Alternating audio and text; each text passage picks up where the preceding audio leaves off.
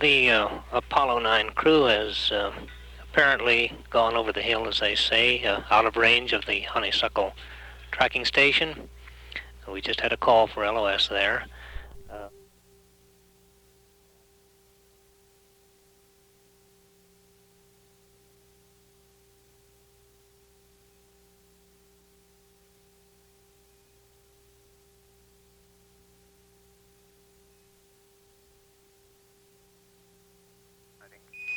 Roger. Hey, we're going to plan to press right ahead and do the CDH burn. It doesn't look like this is going to hurt anything. We concur. The word is press. Now pressurizing, and we're coming up on the power transfer. 50 seconds and counting. We have now switched to internal power satisfactorily on the batteries of the first stage, all three stages of the Saturn V vehicle. 40 seconds and counting. Tom Stafford making a final check of his computer. The vehicle, all stages pressurized at this time. We're waiting for the swing arms to come back. One should be coming back at this time, a second one at 17 seconds. Tom Stafford reports they are go. We're coming up in the 20-second mark. T-minus 20 seconds and counting. 17 seconds and counting. Guidance internal. 15, 14, 13, 12, 11, 10, 9. We have ignition sequence start. Engines on. 5, 4, 3, 2. All engines running. Launch commit. Liftoff. We have liftoff. 49 minutes past the hour. Clock is started. Stafford reports the clock has started. The tower is clear. We're going. And roll program right on time. Roger. Tom Stafford acknowledges Looking the good, roll Charlie. and pitch program to put Apollo 10 on the proper course.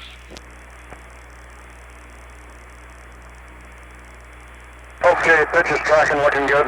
Roger. Roll complete, ELS manual. Roger, roll. 10 Houston Mark, mode 1 Bravo. Roger, 1 Bravo. 1 Bravo is an abort mode dealing with altitude, function of altitude. Starting to rattle a little bit in here. Roger. Plus 55 seconds. Cabin is relieving. Roger, copy. Cabin pressure is 2G, relieving. Charlie. Roger. Downrange 1 mile, 3.3 nautical miles high.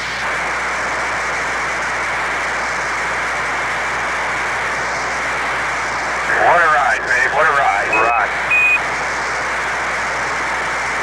Gene Stafford, You're looking good, Cernan man. reporting You're looking what real arrived. And Roger, going through Max Q. Roger.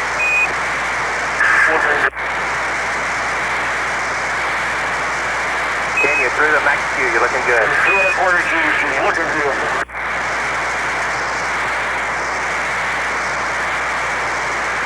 1 minute, 44 seconds, downrange 7 miles, 12 miles high. 2.5 Gs. Roger, copy, Tom.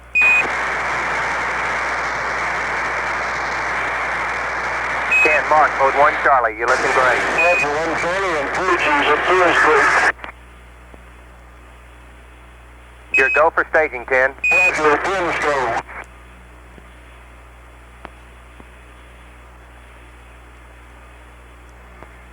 Inboard check on. Roger, inboard. We're in a loop, Loco. Inboard engines are out. Loco down. Roger, copy, Tom. EDS off, 10.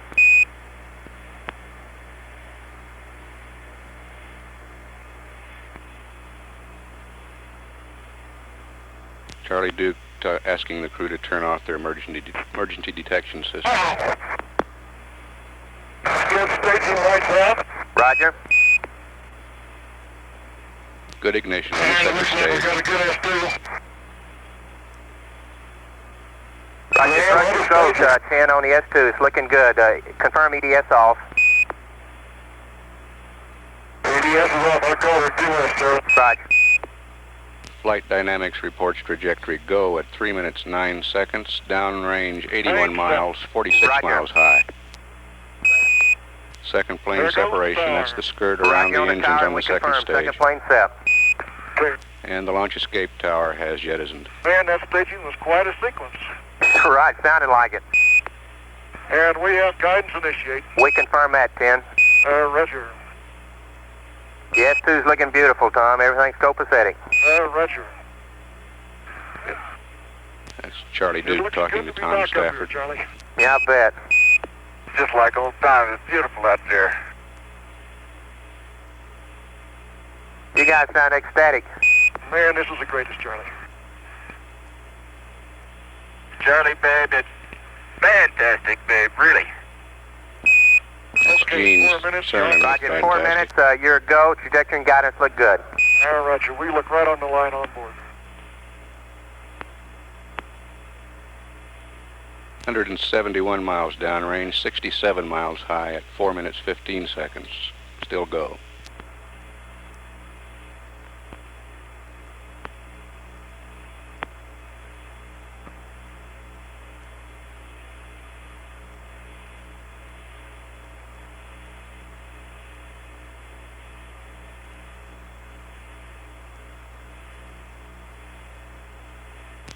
Glenn Lenny taking a status check. Everyone says go.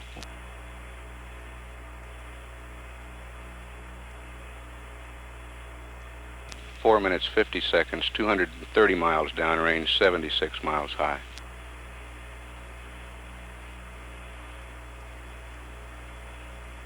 Houston, at 5 minutes, you're all go. All your systems are looking great. Roger. 5 minutes. 10 is go. All right, you're right on the track. Roger, Charlie.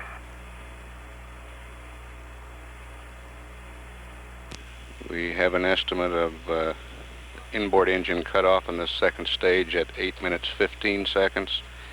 Outboard engine cutoff 9 minutes 11 seconds.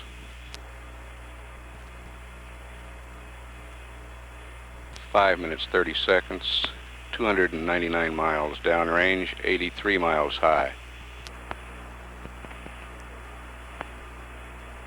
All controllers reporting go.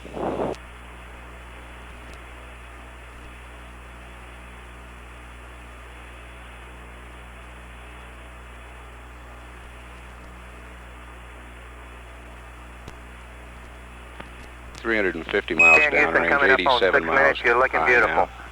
6 West, turbo motors coming on. Pitch 1. Let's go. 0-1. Let's go. Pitch 2. Let's go. You got to. You got them all, Tom.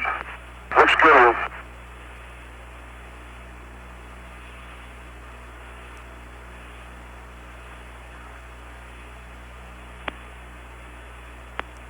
Guidance says it's looking real good at 6 minutes 23 Charlie, you sure we seconds. didn't lose Snoopy on that staging?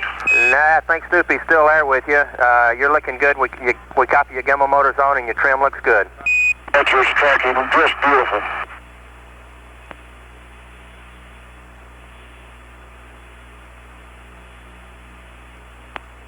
Houston, mark S4B to orbit capability. Just 4 beat orbit capability. Apollo 10 now has the capability to get into orbit on the S4B should the second stage Houston, malfunction. coming up on 7 minutes. You're all go. We have nominal level sense arm 8+15, S2 cutoff 9+11. German level sense arm and 9+11 for S2. Right.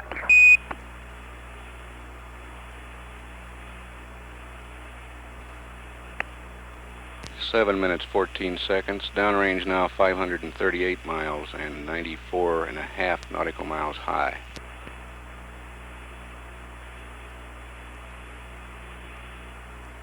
Coming up on inboard engine cutoff. 730, 10 is good. Right, looking good here.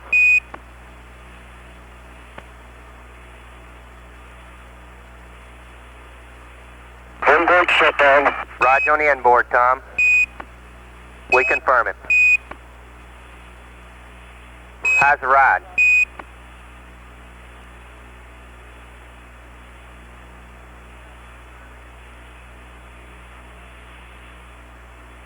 Houston, 8 minutes. You're looking good. How's the ride? Roger, fantastic, Charlie, fantastic. Roger.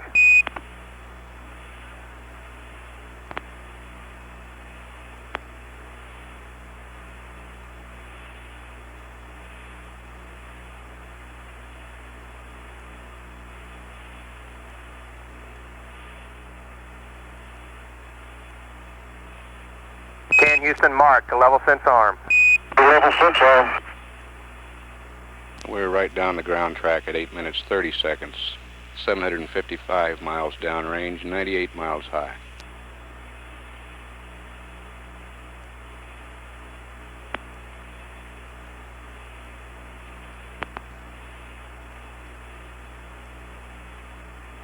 Velocity is 21,499 feet per second.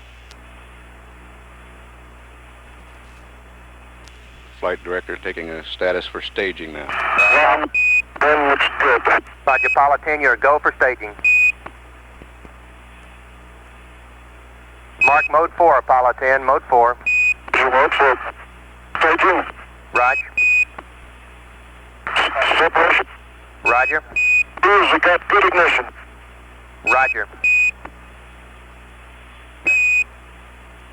Thrust We is confirm good the and guidance guidance in the has S4B looks initiated good, on Ken. the S4B stage, the third stage. Charlie, lots of stuff out the window at staging. We're catching up and passing it now. Okay. Okay. Guidance looks right on for the onboard flight, Charlie. Right, we confirm that. Looking great here. You're looking beautiful. Okay.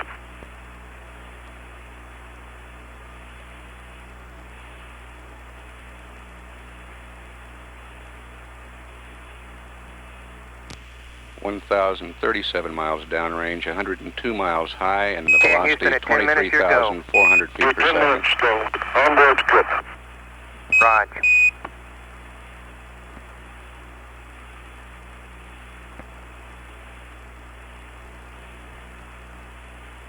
Predicted cutoff for the Saturn S4B stage, 11 Apollo minutes 10, 47 Houston seconds. predicted S4B cutoff, 11 plus 47. 11 plus 47.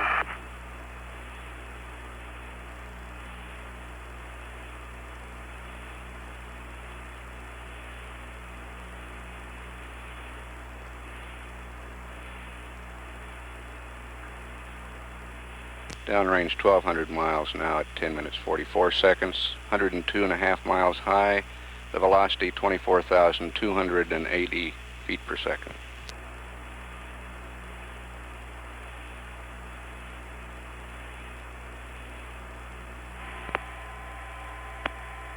Ken, and 10 looks good. Roger, Ken.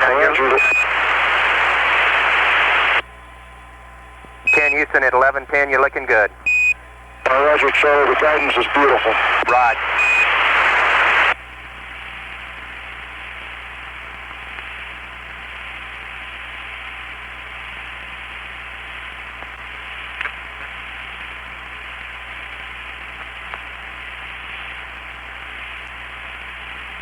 Predicted cutoff now 11 minutes 45 seconds.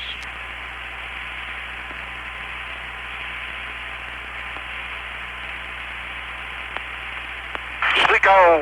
Roger, Seco. 2556. Roger. Stand by, 10.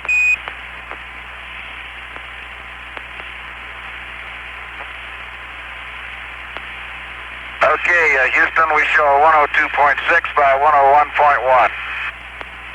Roger, we copy that. And our VI was 25,565 minus 1/10 8 dot and 102.6. Roger, we copy. Yes, sir. And Charlie, have them take a look at our evaporator. We're reading a high outlet temperature and off scale low on the steam pressure right now. Roger, we agree. Stand by.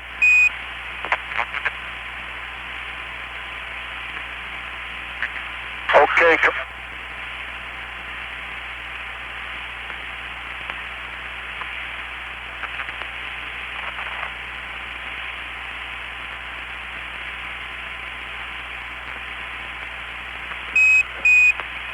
Ken Houston, your S4B is safe. We'd like you to, on the evaporator, we'd like you to close the primary back pressure valve and activate the secondary loop. Roger, understand. Close the primary back pressure valve and activate the secondary loop. Right, just for a little while. We'll give you the numbers. And we'll have Vanguard LOS at 1532 and a minute gap when we see over the Canaries at 1629. Roger, and we have closed the isolation valve on CMRCS ring 1, 2 is still open. Roger.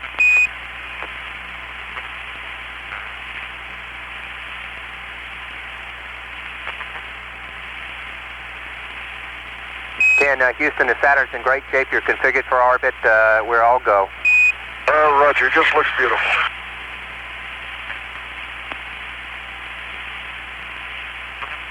And 10, Houston, we confirm your orbit. The IU vector has you in a 103 by 100. Roger.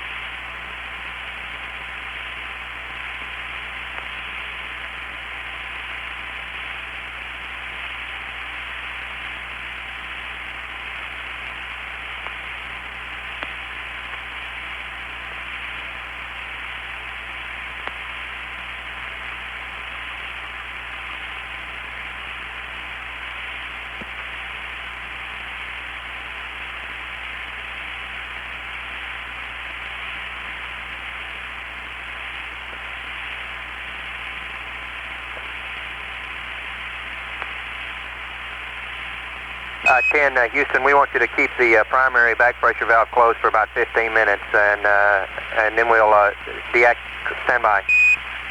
Roger.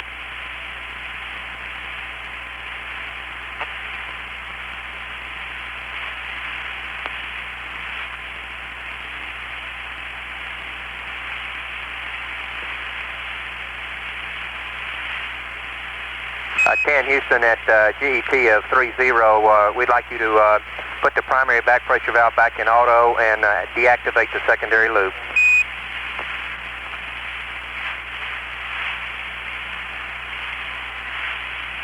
Roger, understand you want, at 30, you want to deactivate the secondary loop and go back to auto on the primary boiler.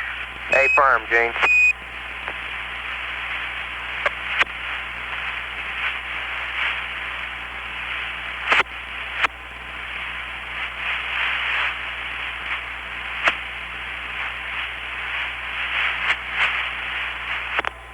We've had LOS at the Vanguard be about a minute gap between Vanguard and the Canary Islands station, showing a liftoff time of 12:49:00.70 Eastern Daylight Time.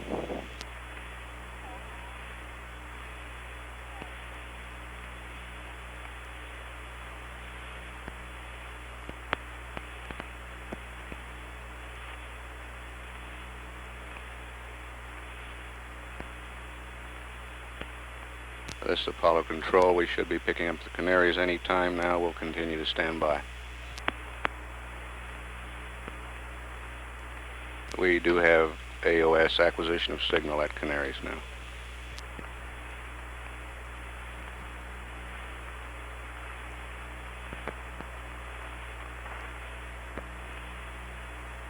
Apollo 10, Houston, standing by through the Canaries.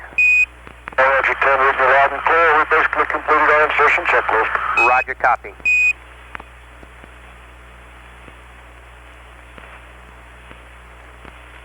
And 10, Houston, would you like for me to review this ring 2 heater check? Why don't you do that? Jose's already down in the LEB. Okay, Tom, we'd like for you to, we got a 7-step procedure here, and I'll read it up to you. On panel 8, CB CM heaters 2 main B closed, CM RCS logic on, CM RCS heaters on. I want you to heat ring 2 for 15 minutes, and you can select position C5 on the systems test and monitor the aux line temp. Oh, shut first. Correct. 10, your first step would be to close the RCS propellant isolation valve on ring 2. We'll go ahead and do that right now, Charlie.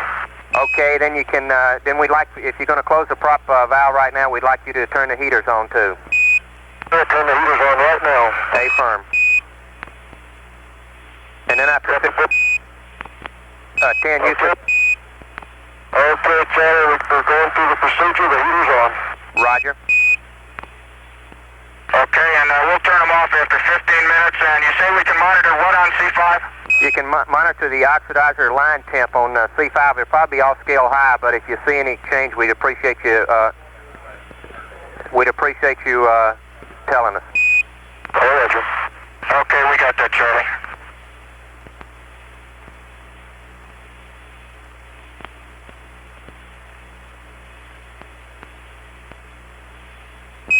After 15 minutes, we'd like you to turn the heater off, RCS logic off, and open both heater circuit breakers. Hey, Roger, will do, Houston.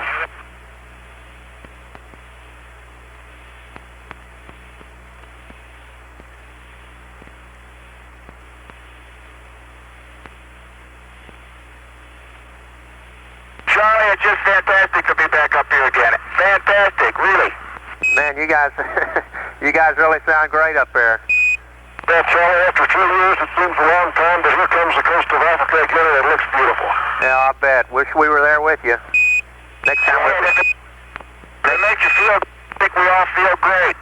Right, next time we're going to put a cot on board, and one of us is going along. Roger.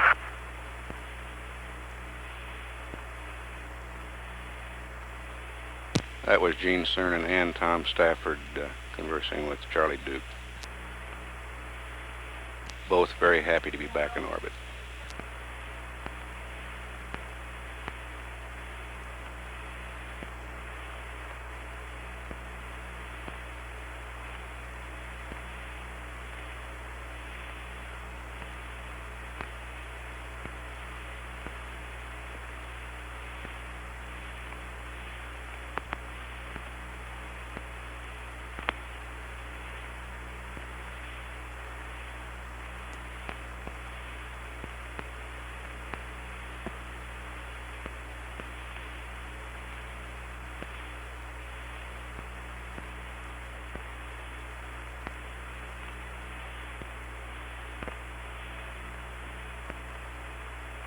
Apollo 10, Houston, the P-52 is your option. It really looked great during the launch phase. We have an azimuth correction of -0.11. Roger, -0.11, thank you.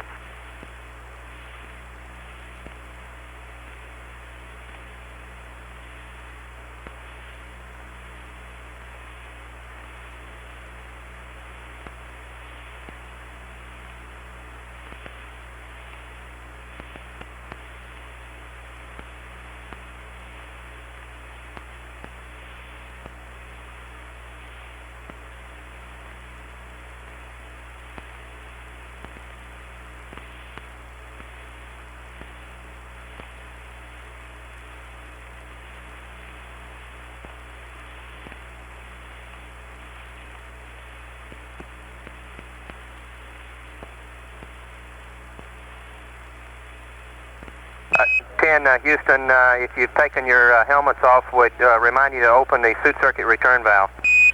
All right, we're going to do that now. Okay.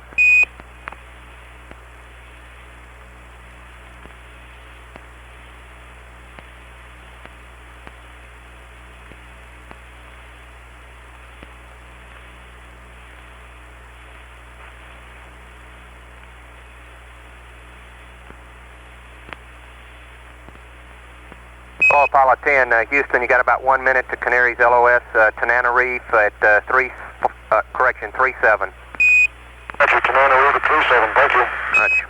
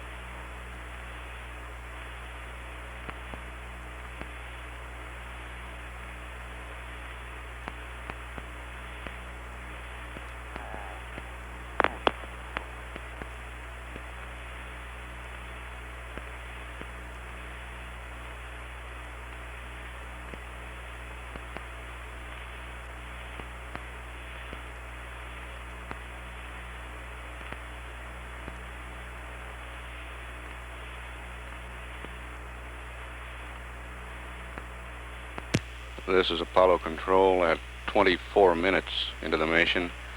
Canary Islands has loss of signal. Tananarive will acquire Apollo 10 at 37 minutes. Apollo 10 is in a good orbit. Controllers here in the control center report all systems functioning well. The procedure that you heard passed up to the crew over the Canaries was to release some oxidizer in System B of the command module RCS. During a test on the pad when the isolation valves were open, it was discovered that a burst disc had opened also, and it allowed some liquid hydrogen to flow into the lines. The valve was then closed. The crew is now going through a procedure in which they will open an engine valve and allow this liquid hydrogen to vent through the engine. This was the talkiest crew on liftoff in the memory of anyone here in the control center. We have a tape of that powered portion of flight. We'll play that for you now. 10, 9, 8, 7, 6, 5, 4, ignition, 3, 2, 1, 0. Liftoff. We have a liftoff. Roger, liftoff. Well, y'all maneuver. Roger. Clock is started. Roger. And the big rascal is going. Oh, Roger. We're going. And low program, right on time. Roger, Tom. She's looking good, Charlie. Beautiful.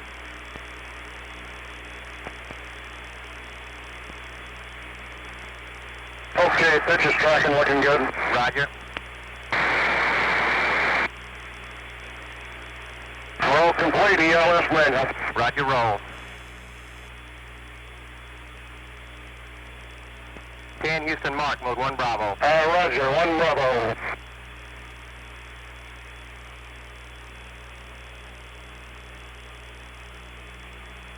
Starting to rattle a little bit in here. Roger. Cabin is relieving. Roger, copy. 2G, Charlie. Roger. Looking good at 1 minute.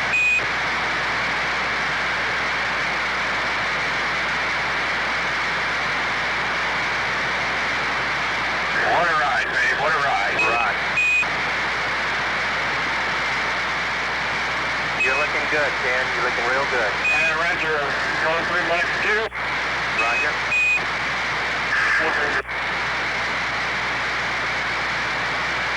Ken, you're through the Max Q. You're looking good. 2 1/4 G, she's looking good.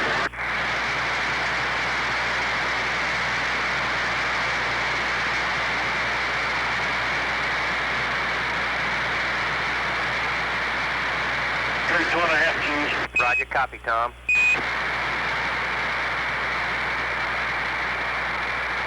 Ken, Mark, mode 1 Charlie. You're looking great. Roger, 1 Charlie and 3 Gs at Thursday. You're go for staging, Ken. Roger, pins go.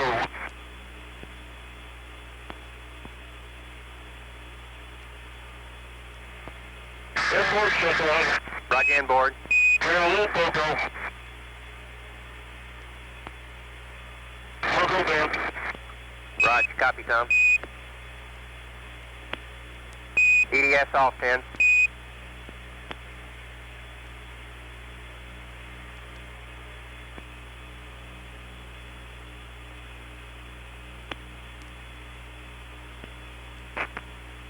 Oh.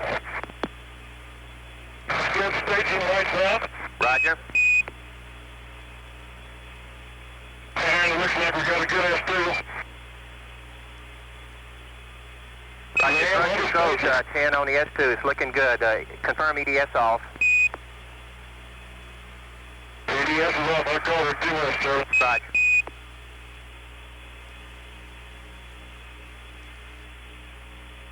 Plane stuff. Roger. There goes the tower. Roger on the tower, and we confirm. Second plane set. Okay. Man, that staging was quite a sequence. Right, sounded like it. And we have guidance initiate. We confirm that, 10. Roger. Yes, S2's looking beautiful, Tom. Everything's copacetic. Roger. It looks good to be back up here, Charlie. Yeah, I bet. Just like old times. It's beautiful out there. You guys sound ecstatic. Man, this is the greatest, Charlie. Charlie, babe, it's fantastic, babe, really. Okay, 4 minutes. Roger, 4 minutes. Your go. Trajectory and guidance look good. Roger. We look right on the line on board.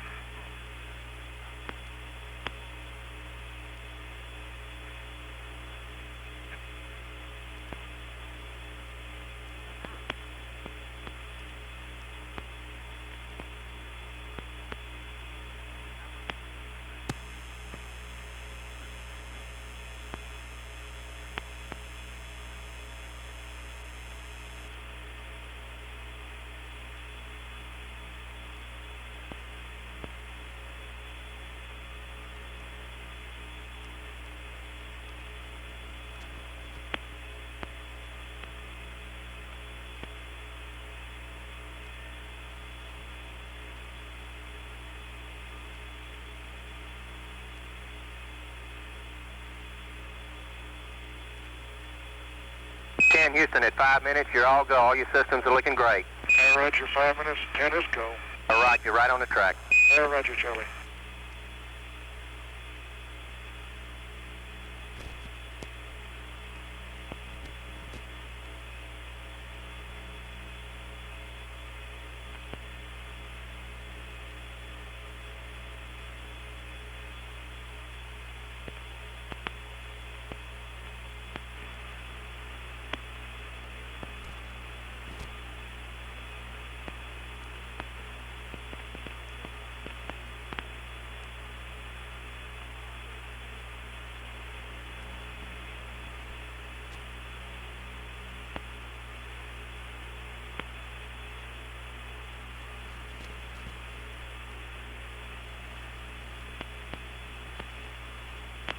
Houston, coming up on 6 minutes. You're looking beautiful.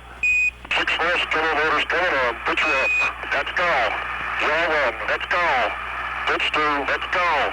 You got to. You got them all, Tom. Looks good.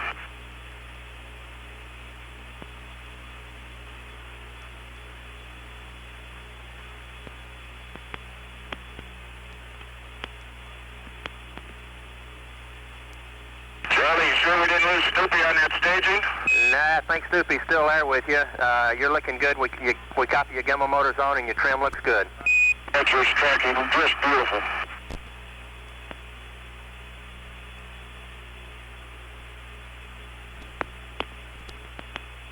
Houston, mark S4B to orbit capability. Just 4B to orbit capability.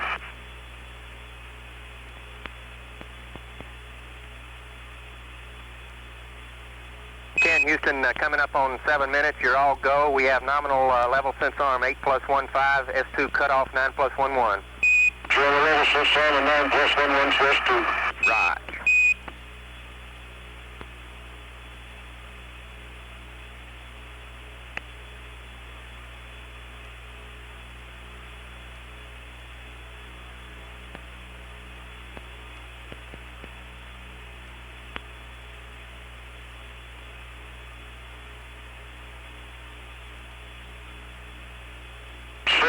Turn is good. Right, looking good here.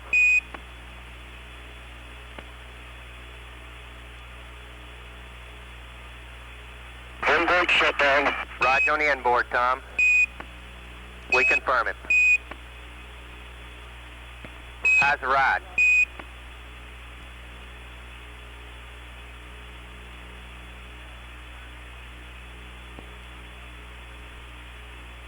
Houston, 8 minutes. You're looking good. How's the ride? Roger, fantastic, Charlie, fantastic. Roger.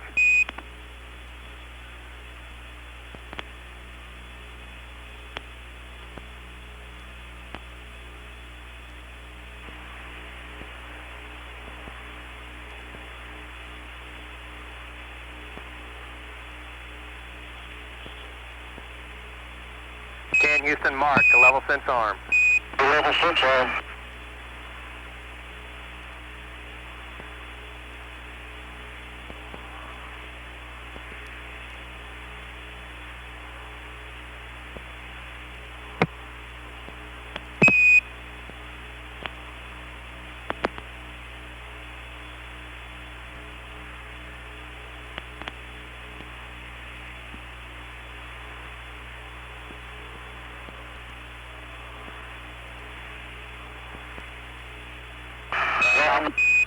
looks good. Roger, Apollo 10, you're a go for staging. Mark mode 4, Apollo 10, mode 4. Mode 4. Staging. Roger. Separation. Roger. We got good ignition. Roger. We confirm your guidance and your S4B looks good, 10. Roger. Charlie, lots of stuff out the window at staging. We're catching up and passing it now. Okay. Okay. Guidance looks right on for the onboard flight, Charlie. Right, we confirm that. Looking great here. You're looking beautiful. Roger.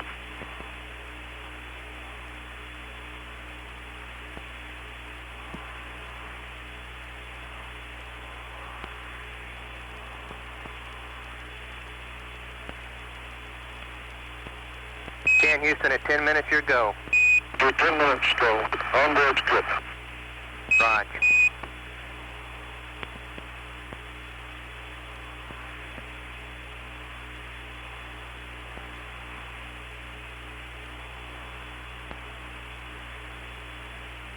Apollo 10, Houston predicted S4B cutoff 11 plus 47. 11 plus 47.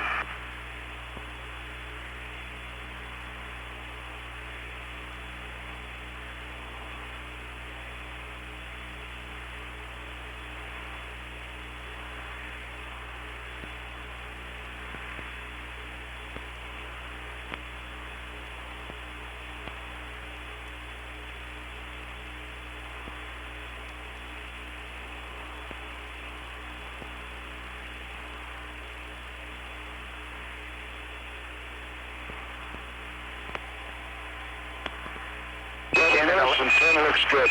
Roger, Ken. Roger. This is Apollo Control at 36 minutes, just about within acquisition at Tananarive. We have a report now from the flight surgeon on the heart rates of the crew during launch.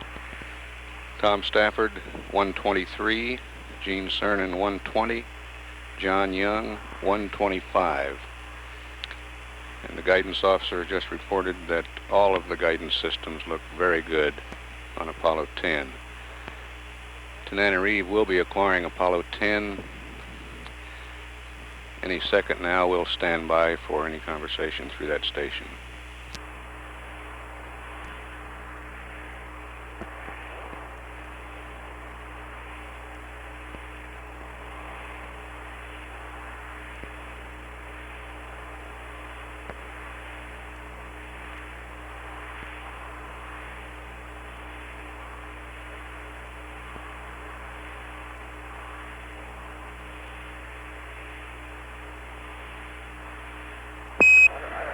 Apollo 10, this is Houston through Tananarive. How do you read, over?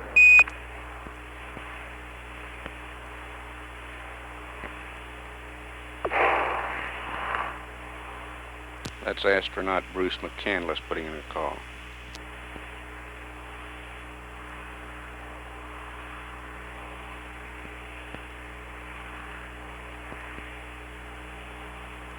Apollo 10, this is Houston through Tananarive. How do you read, over?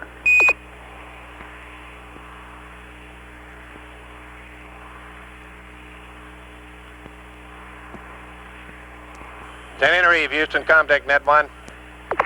Houston, contact Tananarive. Roger, can you confirm that Capcom is uplinking through your site? That's affirmative, you are uplinking. Have you heard any downlink from the spacecraft?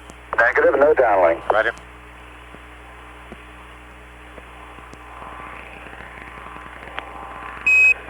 Apollo 10, this is Houston through Tananarive. Radio check, over.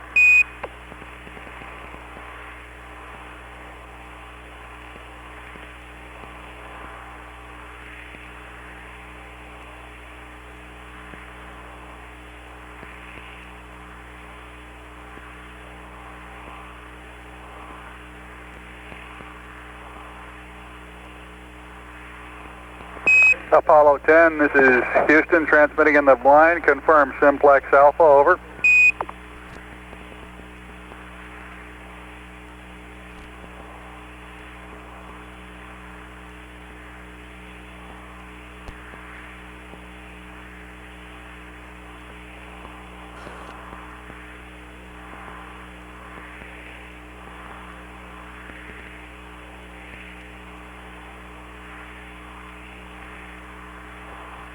This is Apollo Control. We've experienced considerable voice communication difficulties at Tanana, even past missions. Currently we're having the same problem on this mission.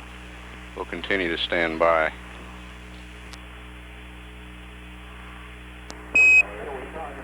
Apollo 10, Apollo 10. This is Houston through Tenerife, over.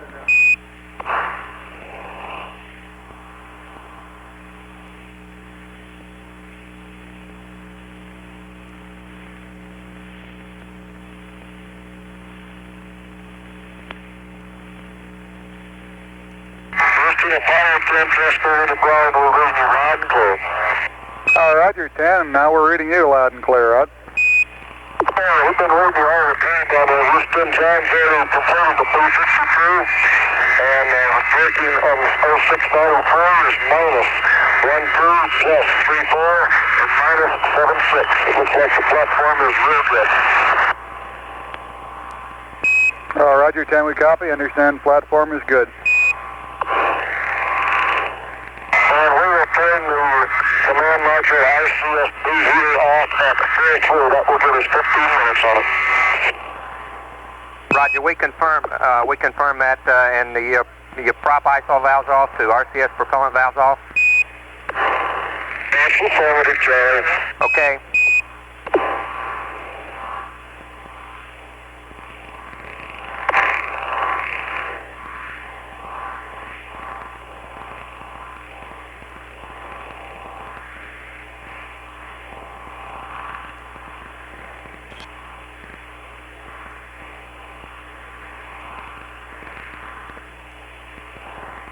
Houston, Apollo 10, 5C on the first motor is off scale high, which we expect for the heaters, and we again turn the heaters off at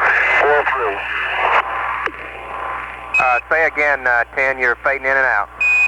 Roger, command module RCS heaters off at 4-3. Roger, we copy off at 4-3.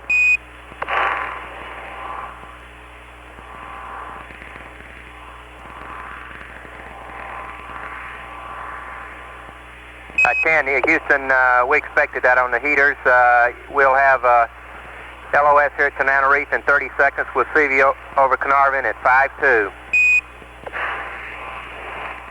I understand 5-2, and our radiators appear to be working all right. Our glycol evap outlet temperature is down around 58. We temperature is off scale low, Roger, steam pressure off scale low. That's the term, and the evaporator outlet temperature is 58 degrees with the radiators apparently working. Roger, we copy, Gene.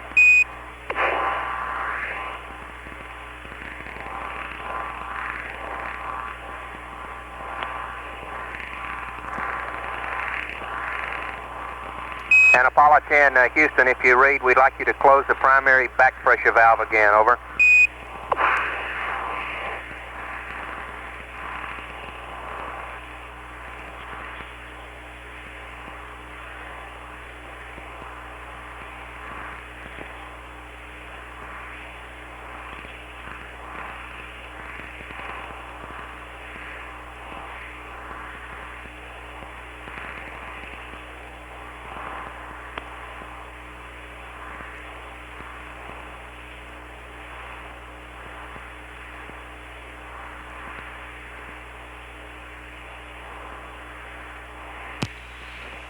This is Apollo Control at 43 minutes. Apollo 10 is out of range at Tenerife. The purge of that oxidizer line on the command module RCS system has been completed. The system is in good shape. Gene Cernan reported the radiators on the spacecraft are working well. Carnarvon will acquire Apollo 10 at 52 minutes. This is Mission Control, Houston.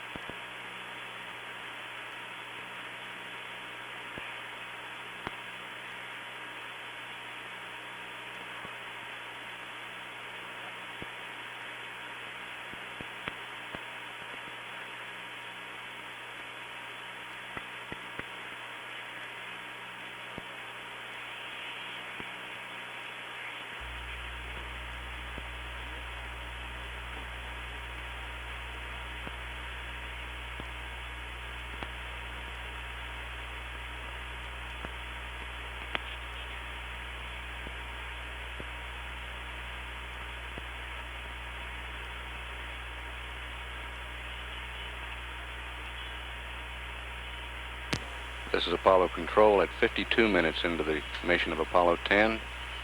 Carnarvon has acquired Apollo 10. We'll stand by for transmissions.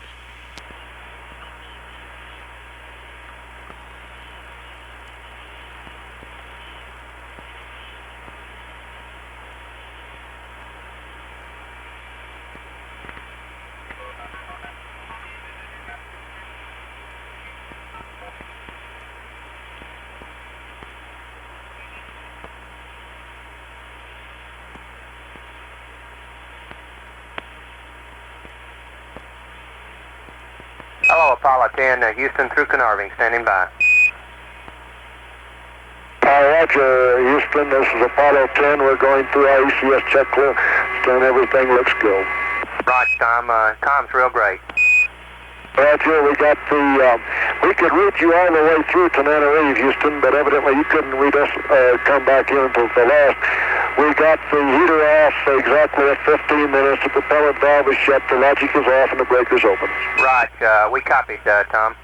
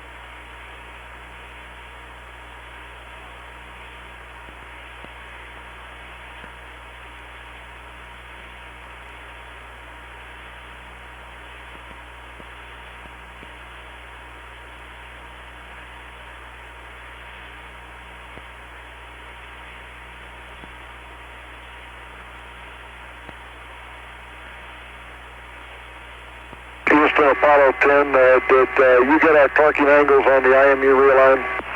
Right, Tom, you were pretty weak. What I copied was minus 0.12, plus 0.34, and minus 0.76. Oh, Roger, and everything looks real good. Right, could you give us a time that you torque those? Stand by. It was 41 minutes even, Charlie. That's what I made special attention to that. Right, thank you very much, John. 41 minutes, special attention.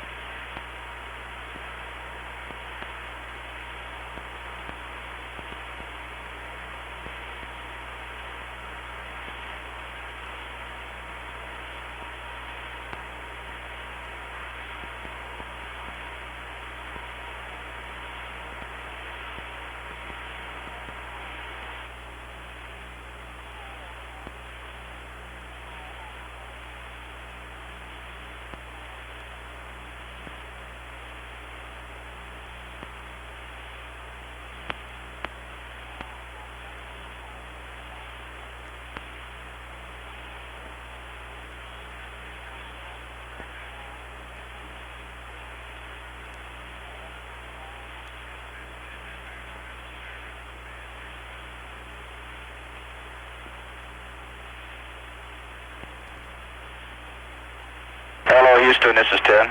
Go ahead. Okay, I guess you got my word on the off-scale low and the steam pressure on the primary loop. Right, we've been discussing that, Gene, and stand by. We'll have some words on you for you. Just rechecked the secondary loop, and it all looks good. And going through all our monitor checks and redundant component checks, looks like we got a good Charlie Brown here. Right, good.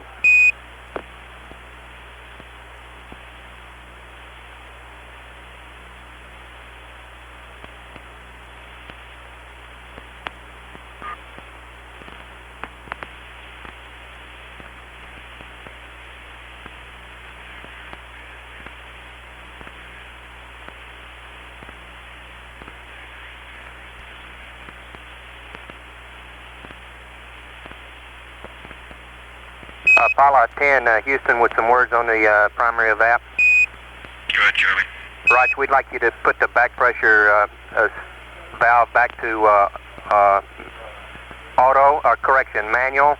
And we wondered if you went to auto on the H2O valve during launch. That's firm, I sure did. I went to auto on the steam pressure valve and the water valve.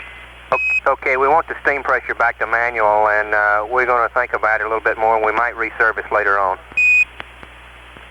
Okay, fine. Looks like our radiators are beginning to carry the load. I'm looking at about 51 degrees on the evap outlet temp. Right.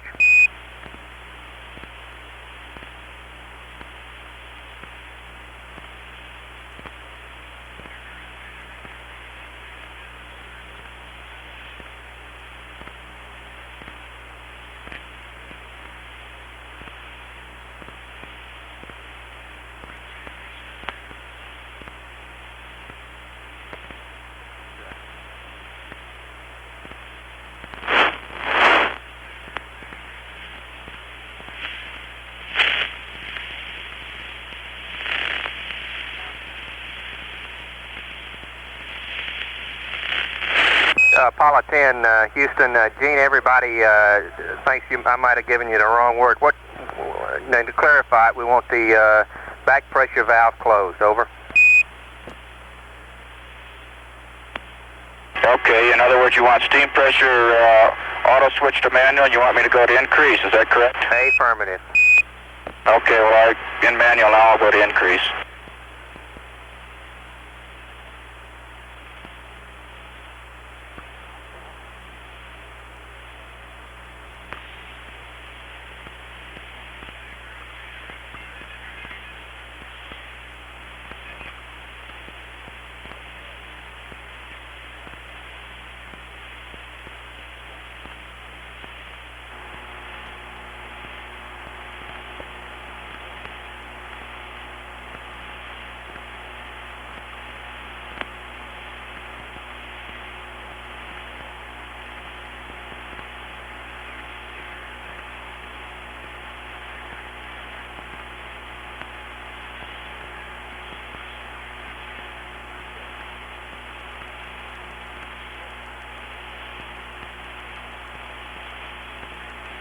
Houston, this is 10. You want me to leave the water flow in auto during after I do this?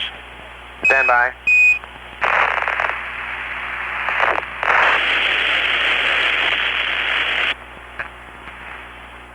10, Houston, you can leave the water valve in auto. Roger, understand.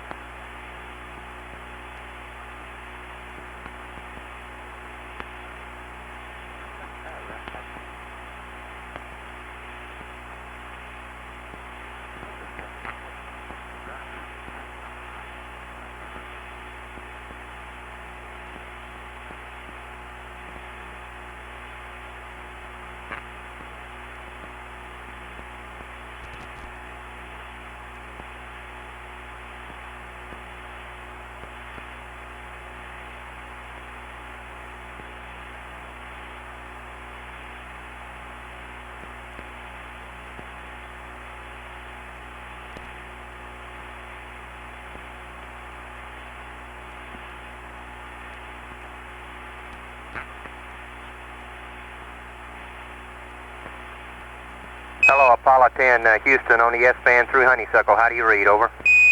Roger, Houston Apollo 10, reading you loud and clear. Roger, Tom, same old. The S-band is really great today. Roger, I've never seen the comm better. It's great, Charlie. Roger.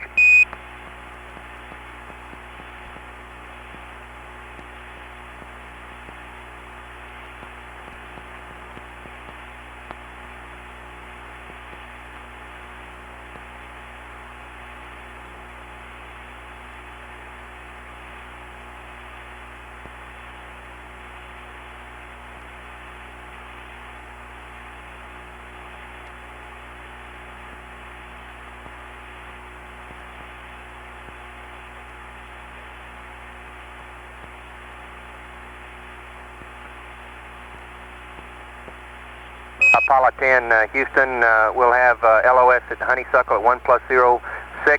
We'll see you over Guaymas at 1+28. Apollo 10, roger.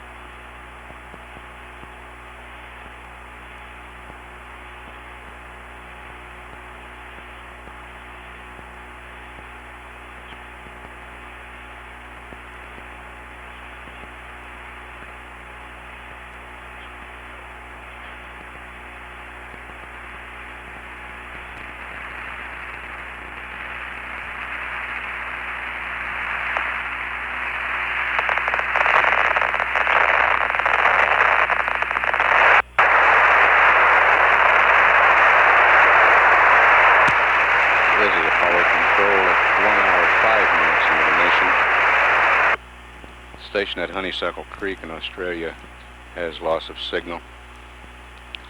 Flight Director Glenn Lunny has been taking checks with the controllers here in the Mission Control Center. Everybody gives him a go. The service propulsion system looks good. The reaction control systems on both the service module and the command module look very good. The environmental communications officer is pleased with his systems.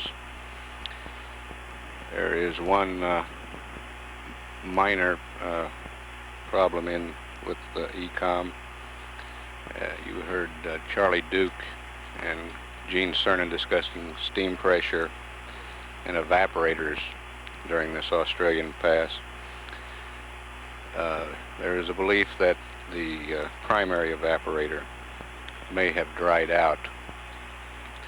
These evaporators, there's a primary and a secondary. They're used for cooling purposes when the radiators are not on the line. They cool by evaporating or boiling water. They're sometimes referred to as water boilers. We may resurface the water boiler And again, we may not. Econ wants to take a look at it over the states to see whether he thinks it needs to be reserviced. The radiators are working very well, and there's the secondary evaporator is in good shape, and we really have no need for the primary evaporator. So Econ will continue to take a look at that, but it is not really a problem. The station at Guaymas, Mexico will be next to acquire Apollo 10 at 1 hour, 28 minutes. This is Mission Control, Houston.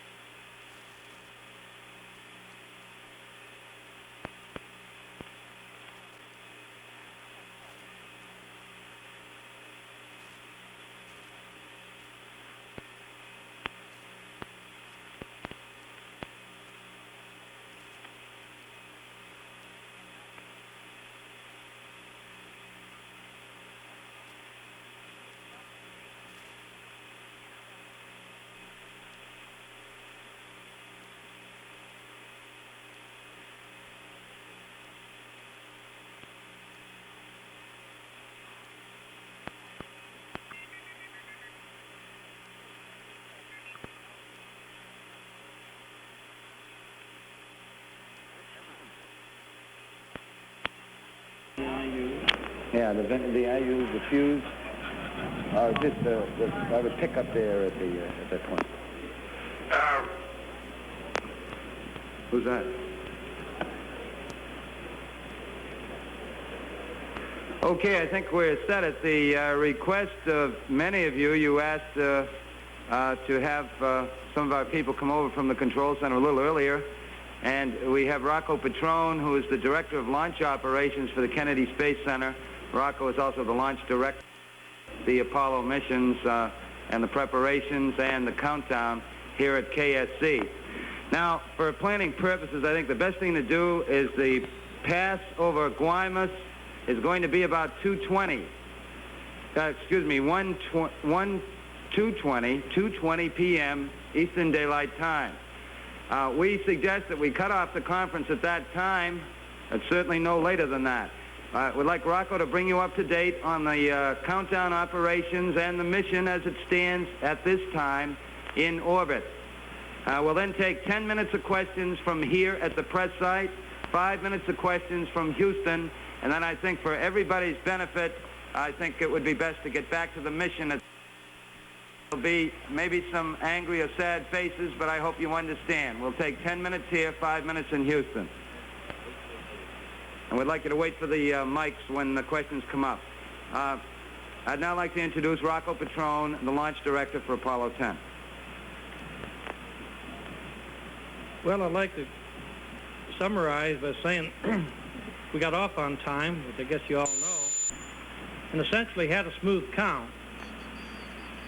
We did pick up the count, our terminal phase at 2:49 this morning. We had a few small difficulties to resolve during the count. However, we had purposely put in a 1-hour built-in hold at T-minus 3:30 in the count. Turned out the way things moved, we actually were about 30 minutes ahead of our preparation. At one time, Tom Stafford did kindly remind us that maybe on the next one we'd have the crew up to 20 minutes less. The problems we looked at, I guess I'd say the significant problems. One, we did have some concern of loss of pressure in the ground conditioning. This conditions the inner stage of the instrument unit and the S4B, the upper dome, which is where your liquid hydrogen is. We did see a loss in pressure right after picking up the terminal count. We did analyze that. From all we could see and assess, we were a bit concerned by the temperature. In other words, would it hold properly? And we assessed that it would, and I must say that it did. The temperature up there did function exactly like we saw it on countdown demonstration. And this unit, I must add, is only used to liftoff. And our concern then had to be, would we have the right temperatures in the instrument unit where all our electronics are at liftoff? And we did. There were one or two minor problems in the facility. When we brought up our liquid oxygen pump, we did find a fuse blown. We had to go out. We did have to readjust a helium regulator out on the launcher umbilical tower. Again, this came up right shortly after picking up the count. I would say after that, things did go very smoothly. The planned liftoff time was the time as set, 12:49. The S4B cutoff was actually 11:47, or 4 seconds more than planned. And insertion into orbit then would be 11:57. The parameters we achieved, and this now is early data, was 103.6 nautical miles by 101.1 nautical miles.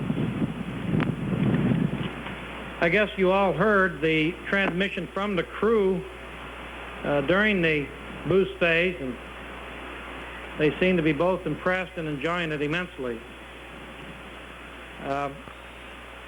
There was one anomaly detected, I believe the only one to date, and that was the primary water boiler system dried out.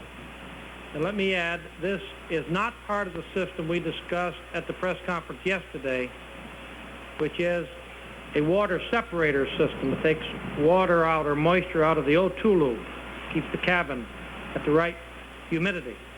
This is a boiler for cooling. It is one of two. The crew was requested to shift to the secondary. The secondary did come up properly. As I left the Launch Control Center, the reports were coming in from Carnarvon, Australia. The second water boiler had come online properly. The first water boiler, they were getting ready to reservice. And this would be done on the pass over the States here.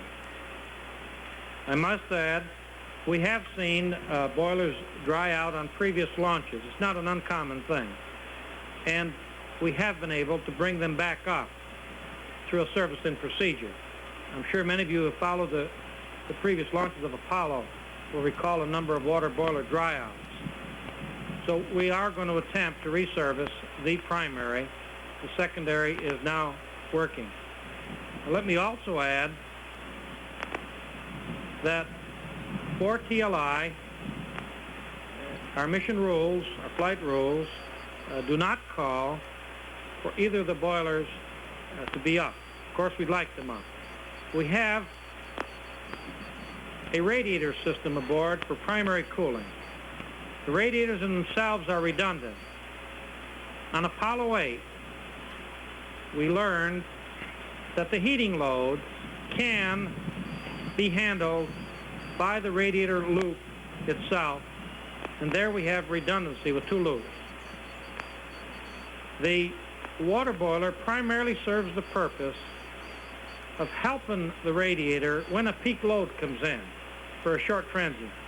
The water boiler is not functioning all the time.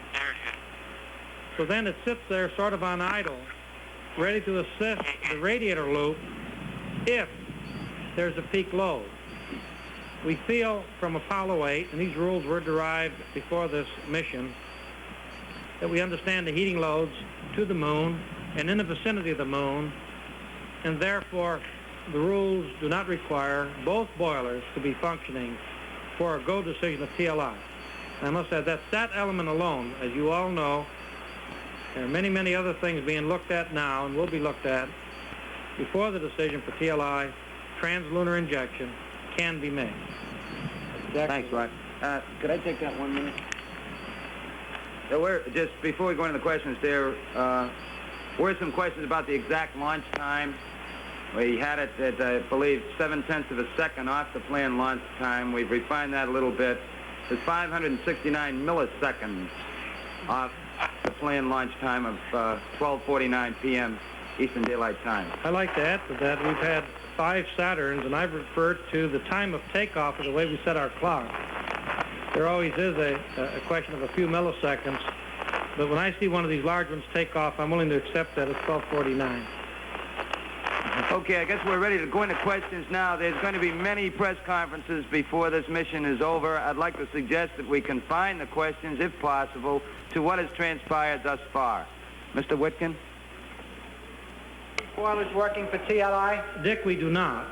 The mission rule, actually, we can go without either boiler because the radiators, which are redundant unto themselves, do take the prime load. The boiler is just an assist. Of course, we'd like to have it up, and we're going to attempt to reservice on this next pass over the States.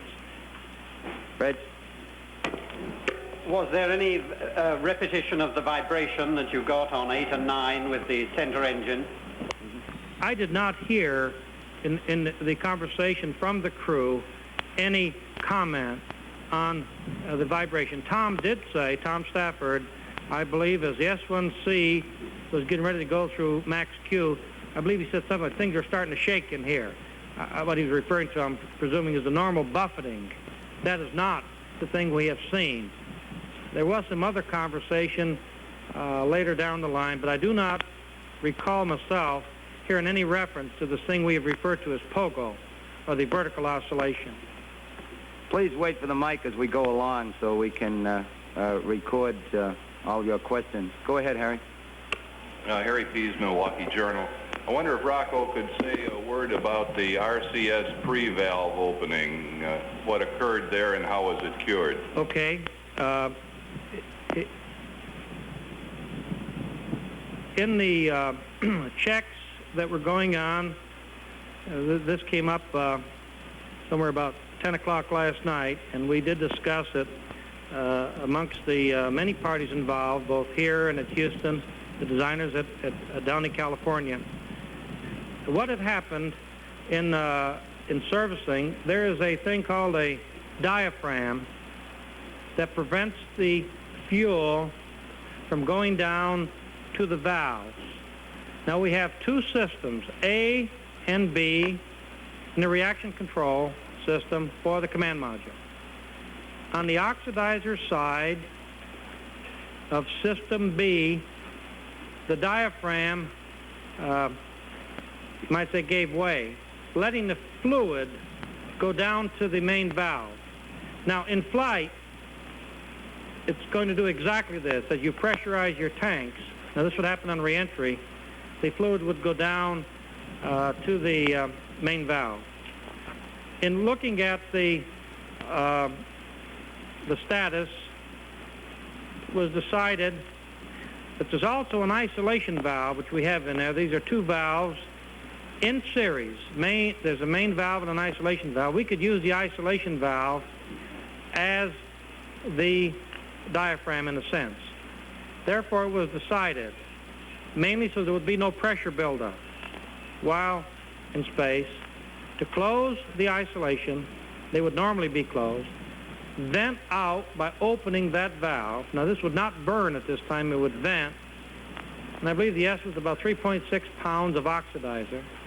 In order to vent it out of that line, close it, then in effect we have the two valves closed, both of which we have the leak test characteristics of, and in a sense the isolation valve then is doing the function of the diaphragm, which had broken, let an oxidizer get down to the main valve of the reaction control system, again on system B, one of the two redundant systems.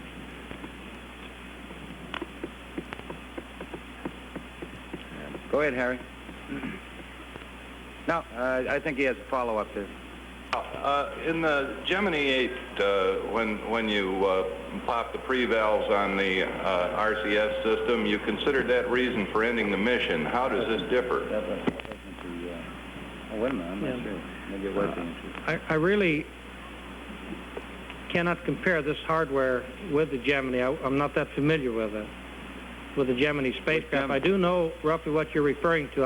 I recall the mission, but the exact hardware here, by having the isolation valve we can close, and by having the main valve, in effect, we have a system there. See, it's not pressurized at this time. We have another valve upstream keeping high pressure off of the fuel system until we re-enter. At that time, we say we blow a squib valve, that lets pressure come in, then that puts that system under high pressure. Right now the system is under something like 25 to 30 pounds. So it's very low pressure in there, and with two valves, we don't see, have any concern of it leaking. Go ahead, Dick. How do you service this boiler when it comes over the States next time? Dick, the crew, when a boiler dries out, there is a checklist procedure. We go through this in the altitude chamber when we make our runs here with the crew. The various steps essentially are to let water in, let it in at a certain rate, and then you want to get boiling. The boiler is exposed to the vacuum of space, and as you achieve a water flow through there at a certain rate, you then get boiling on one side as you let water come in the other. As the water boils up in space, it cools the boiler, and we then take water glycol through there to be cooled as it goes through these plates. The procedure, I say, has been used many times in space. Some of you may recall on Apollo 8, I recall once, as the crew, as it was coming around the moon, they reported that the water boiler had dried out and they serviced it. I know on re-entry, I believe there was a dry out of one of the boilers, and Bill Anders, in effect, did some servicing as the command module was on its re-entry path before, of course, it entered the atmosphere.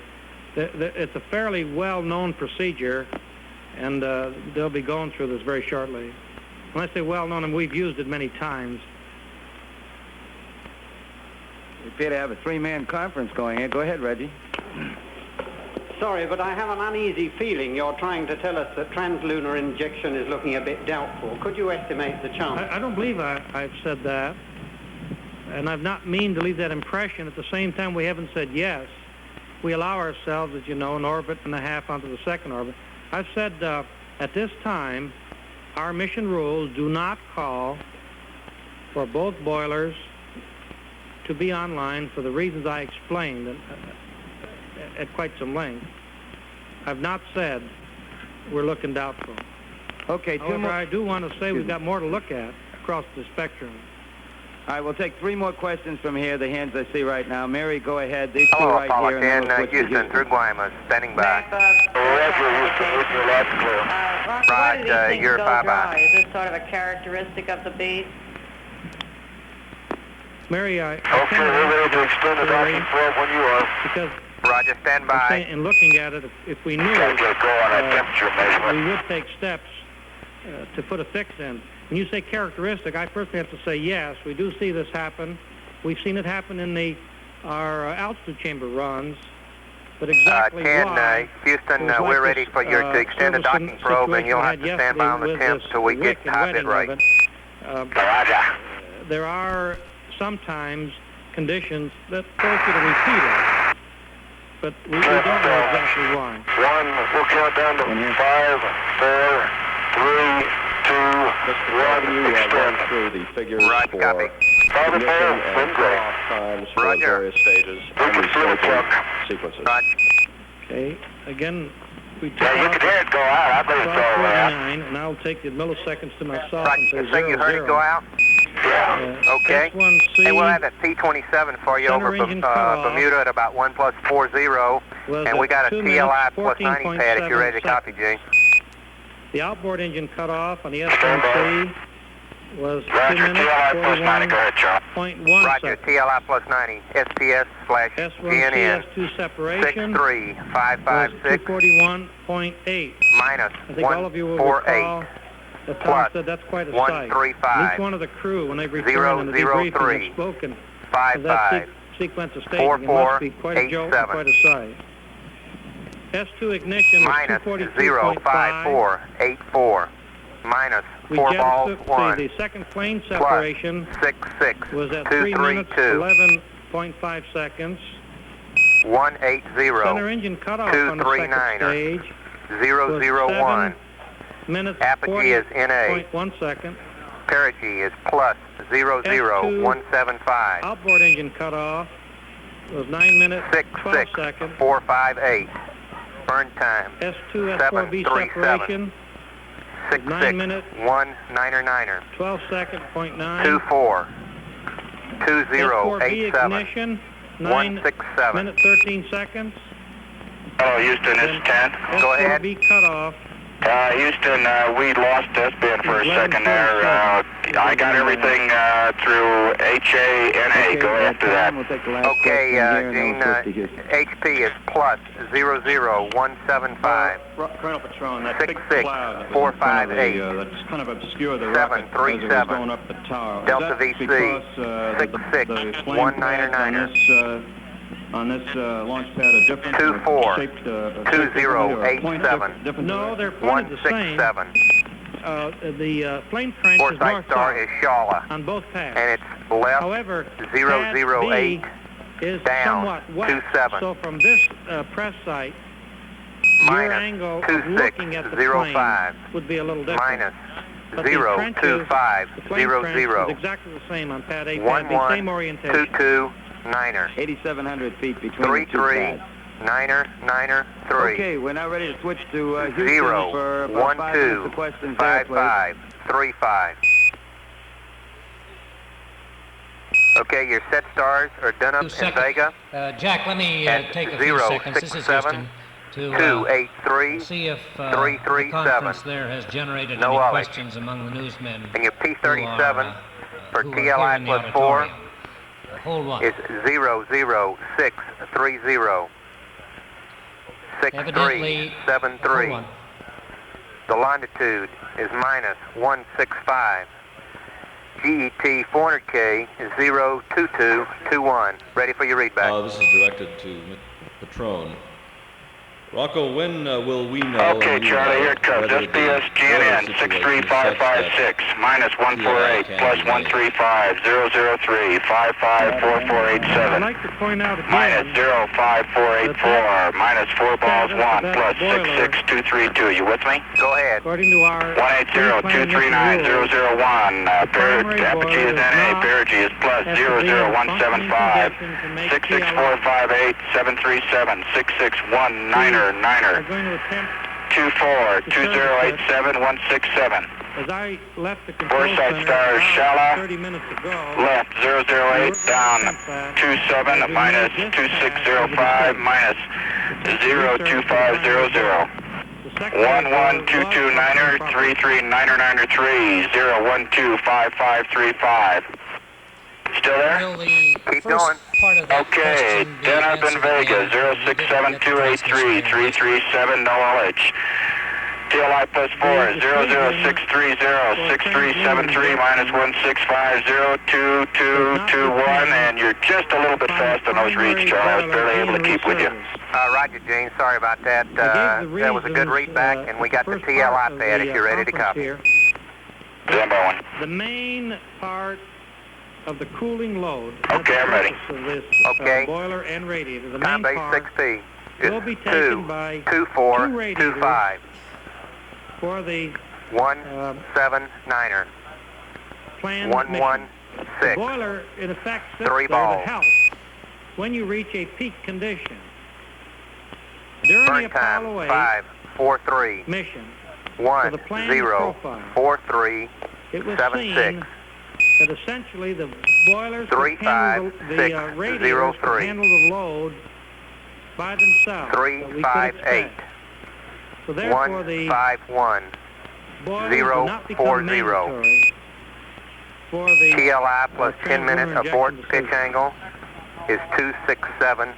Standing by for your readback. The center engine of the second stage was cut off about 2 minutes early. Okay, TLI is 22425 179er 116000. Time I gave Burn earlier. time is 543 104376 35603. On Apollo 8 Roll and is Apollo 358 151040, and our TLI plus 10-minute pitch is 267 degrees. Right, the burn looks going to look real nominal. The step angles, everything's real nominal, and your backup S4B Q cards are okay. Pitch and yaw, everything looks good. That's great, Charlie. We'll be coming over the top here pretty soon.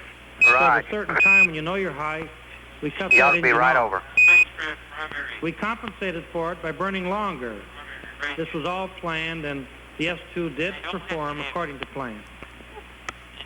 10 Houston on the TLI. We got a string of 9s on the probability for a guided cutoff. That have been generated here. Can't beat that. Sure Back can. to you, Kate. Okay, thank you very much. You're doing good work so far, Charlie. That's all you guys. And you guys sounded ecstatic on that booth. Babe, you ain't seen nothing until you seen that S1C stage. p.m. Eastern Daylight Time. Would you care to elaborate? I will later. Second, Okay. matter of interest to the press here particularly, Barbara Cernan was here to observe the launch, and it's real smooth in between the start and the end of its burn. She would be happy to meet the press. Anybody who desires to interview her will be available at 5 p.m. Eastern Daylight Time. Like you were pulling at the yourself off Quality from the 8 Courts ball there. Motel in Cocoa Beach. So it's more like a structural program. What goes about it later. Which one it is. Okay, Chris says don't forget now, it's 8 days. Okay. Mrs. Barbara Cernan, wife of Apollo 10 lunar module pilot Eugene Cernan, will meet the press at 5 p.m. today at poolside behind the Quality Courts Gemini Room in Cocoa Beach.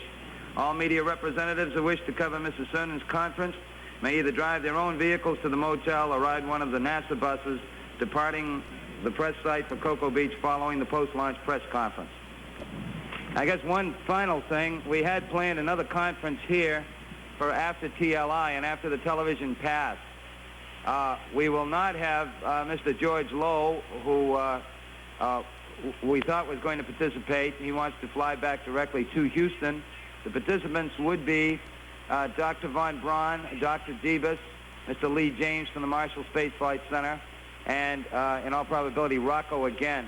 Are you people interested in a conference such as that? It would be obviously quite launch-oriented. Somebody say something.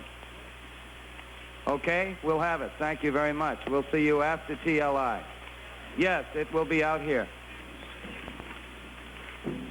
I can't give, the time will be after the TV pass, so let me see. I guess we'll hack it in and let's, what did I say, 3:49, probably in the area of 4:30, I would expect, 4:15 to 4:30. I think everybody is going to be tied up in one variation or another on TLI and then the television pass. So why don't we take a hack at 4:30 as a time. Thank you.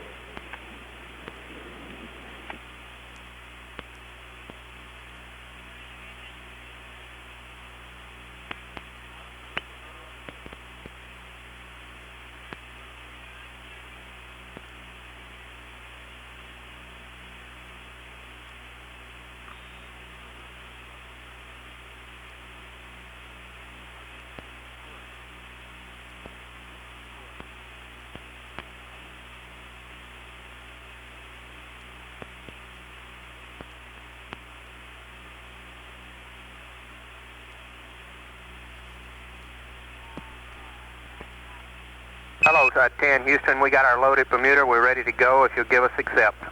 Accepted. We're in blue go. Right.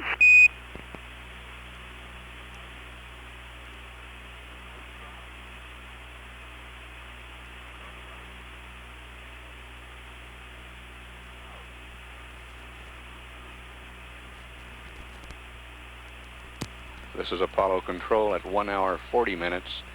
Apollo 10 has just passed over the east coast of the United States. We're still in contact at Grand Bahama. The crew has extended the docking probe. John Young reported he could hear it go out. And Charlie Duke has passed up the TLI information and also some pads for several abort times right after TLI. We have the tape of this pass over the United States starting at Guaymas. We'll play that for you now. Hello, Apollo 10, Houston, through Guaymas, standing by. Roger, Houston, reading you loud and clear. Right, you're 5-by. Okay, we're ready to extend the docking probe when you are. Roger, stand by. Got to get a go on that temperature measurement. 10, Houston, we're ready for you to extend the docking probe, and you'll have to stand by on the temp till we get high bit rate. Roger. Temp, 1, we'll count down to 5, 4, 3, 2, 1, extend. Right, copy. Fiber pole, wind great. Roger. We could feel a plunk. Roger. Yeah, you could hear it go out. I believe it's all the way out. Right, say you heard it go out? Yeah. Okay. Hey, we'll have that P27 for you over Bermuda at about 1+40, and we got a TLI +90 pad if you're ready to copy, Gene. Hello, Apollo 10, Houston. We got the load in okay. You can go back to blocking. The computer's yours. TLI +90, SPS/GNN 63556 -148 +135 003 55 4487 -05484. Houston, Apollo 10, what's your latest orbit show? Stand by. 6232 180 239er. 10 Houston, we're showing you on a 107 by 104. NA. Roger, thank you. Is plus 00175. 66458. Burn time 737. 66199. 24 2087 167. Hello, Houston, this is 10. Go ahead. Houston, we lost S-band for a second there. I got everything through HANA. Go after that. Okay, Gene, HP is plus 00175 66458 737. Delta VC 66199. 24 2087 167. Foresight star is Shala, and it's left 008 down 27 minus 2605 minus 02500 11229er 33993 0125535. Okay, your set stars are Denham and Vega at 067283 no ollie. And your P-37. Hello, Apollo 10, Houston. We think that your primary evap is definitely dried out, but we're going to leave it as is, and if we have to, we'll reservice out to TLI. Okay, after I closed the valve, it started off the low peg, and now it's drifted off to a reading about 0.24. Roger. Okay, Roger, spacecraft temp is starting to cool down. We feel real good in here. Minus 148, plus 135, 003, 554487.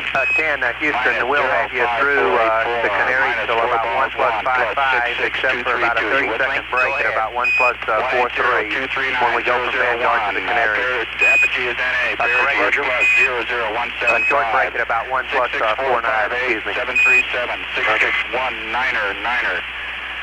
24 2087 167. Foresight star Shala, left 008 down 27 minus 2605 minus 02500. 11229er 33993 0125535. 10, Houston, how's the view from up there? Your windows all look good? Okay, Windows are all clear. Gene has a white streak across his external, just a white streak. Okay, right there, 6373 minus 1650221, and you're just a little bit fast, but Charlie, it looks like someone took a little thin paintbrush and just stabbed it across from top to bottom on the right-hand window.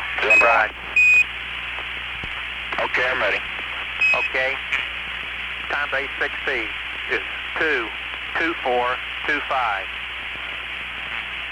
179er.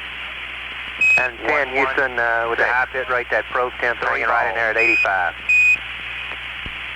Thank you. Burn time 543 104376 35603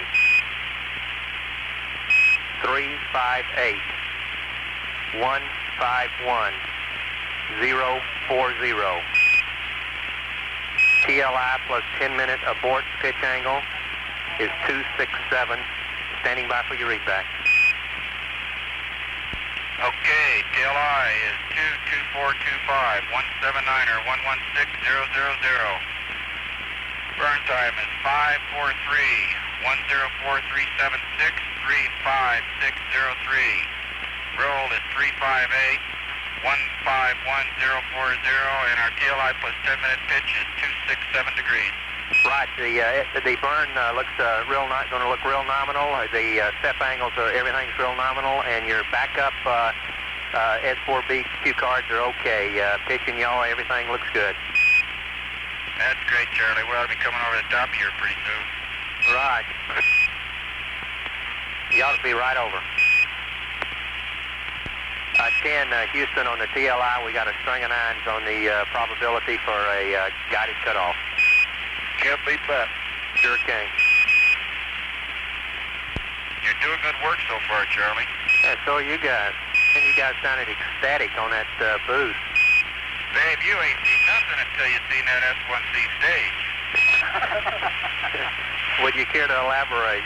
I will later. Okay.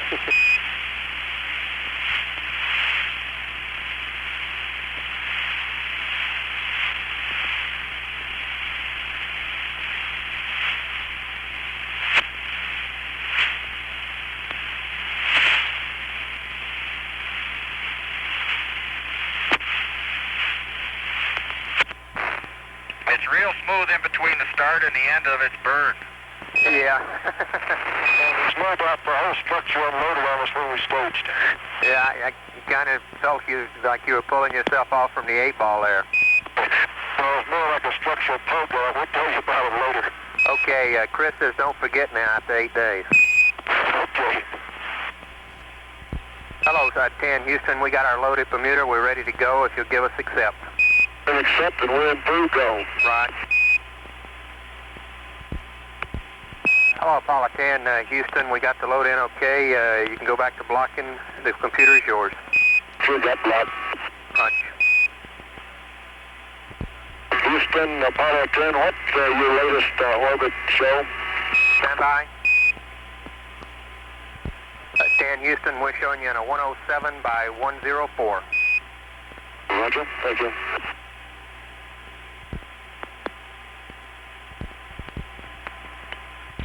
Hello, Apollo 10, Houston. We think that your primary evap is definitely dried out, but we're going to leave it as is, and if we have to, we'll reservice out to TLI. Okay, after I closed the valve, it started off the low peg, and now it's drifted off to a reading about 0.24. Roger. Roger, spacecraft temp is starting to cool down, and we feel real good in here. Right, good, Tom. 10, Houston, we'll have you through the Canaries till about 1 plus 5.5, except for about a 30-second break at about 1 plus 4.3 when we go from Vanguard to the Canaries. Correct? Roger. Short break at about 1 plus 4.9, excuse me. Roger. 10, Houston, how's the view from up there? Your windows all look good? Windows are all clear. Gene has a white streak across his external, just a Hello, white Apollo streak. 10, Houston, Okay, through the right, Canaries, standing by. We're go for the power arm at any time. Is it significant at all, Tom? Okay, Charlie, I'll get it right now. Okay. Charlie, it looks like Just logic about everything, the breakers, logic 1 and logic 2 are coming off. From top to bottom on the right-hand window. Right. And 10, Houston, with the high bit rate, that probe temp's hanging right in there at 85. Thank you. Hello, Apollo 10, Houston, through the Canaries, standing by. We're go for the power arm at 10, Houston, would you verify that the 6-arm breakers are closed? I'll get it right now. Okay. Roger, 6 arms coming in close now. In the breaker, logic 1 and logic 2 are coming on. Right, stand by.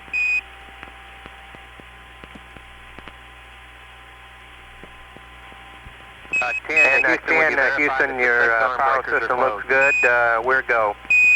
Okay, just now. Right, Tom. And we'd like you to go up telemetry command reset at Canaries LOS. Say again? Roger, at Canaries LOS, you can go up telemetry command to reset. Sure. And 10, Houston, your power system looks good. We're go. Okay, arm it just before TLI. Right, Tom. And we'd like you to go up telemetry command reset at Canaries LOS. Say again? Roger, at Canaries Roger, at Canaries LOS, you can go up telemetry command to reset. Sure. Houston, Apollo 10, we're donning our helmets and gloves now. Roger.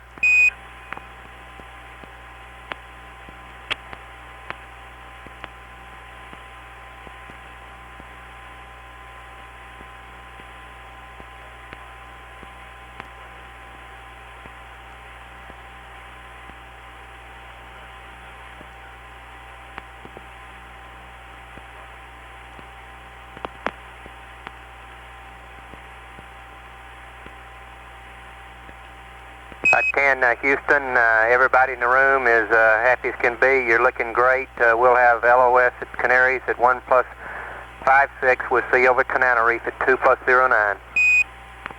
Apollo 10, roger.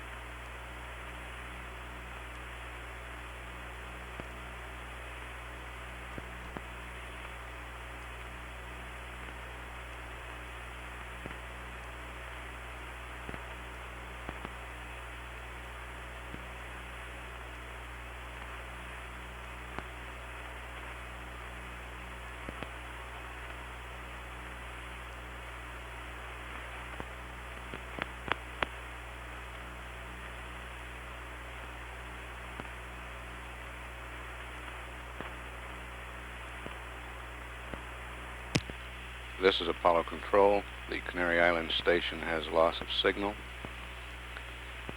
We're 37 minutes 22 seconds away from the translunar injection burn of the third stage of the Saturn V, the S4B stage. TLI planned for 2 hours 33 minutes 25 seconds. At that time the engine will burn for a duration of 5 minutes 43 seconds to place Apollo 10 on the way to the moon. Delta V added to the present velocity of 10,438 feet per second.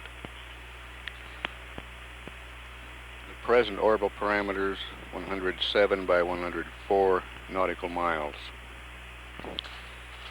The ground controllers do feel that the primary evaporator has dried out. However, we will not reservice the evaporator until after the translunar injection burn. Crew reports that the cabin is comfortable. Got a window report. Tom Stafford reporting the windows clear. One thin white streak on Eugene Cernan's window, which is no problem. The next station to acquire will be Carnarvon at 2 hours 25 minutes. This is Mission Control, Houston.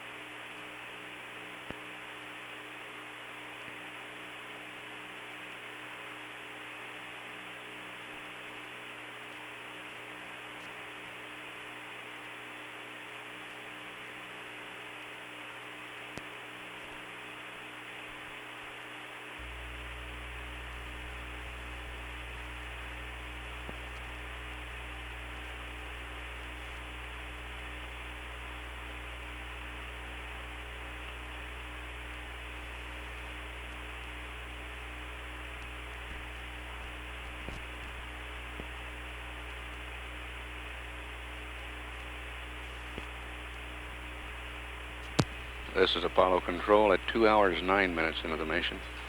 Tananary has acquired Apollo 10. We'll stand by.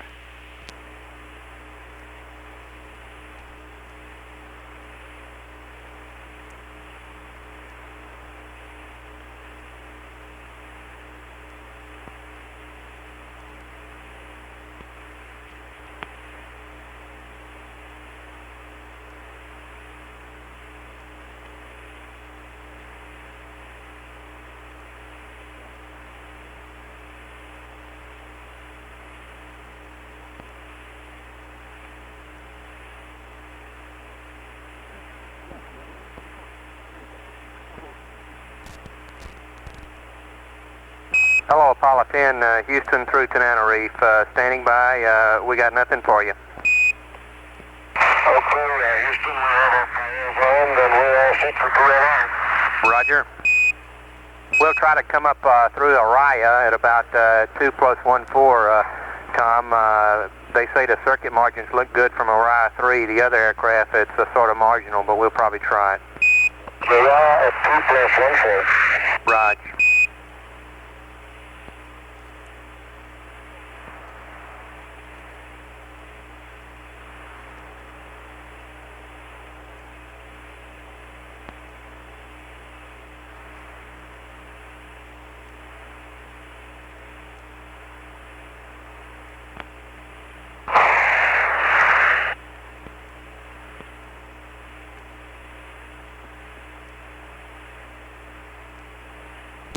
Araya stands for Apollo Range Instrumented Aircraft. There are 2 of these flying tracking stations between Tananarive and Carnarvon, so that we will have the capability of continuous communication from now through TLI.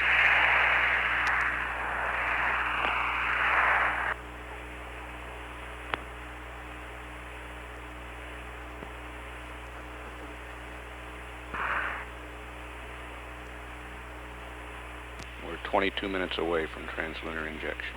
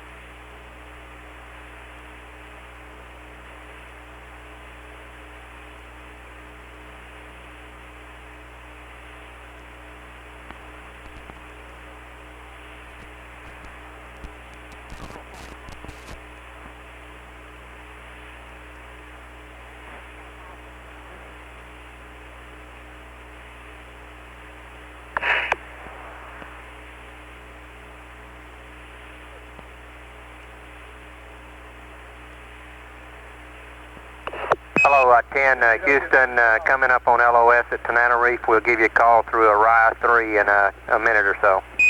Roger, we're all squared away for the boundaries. Right, Tom.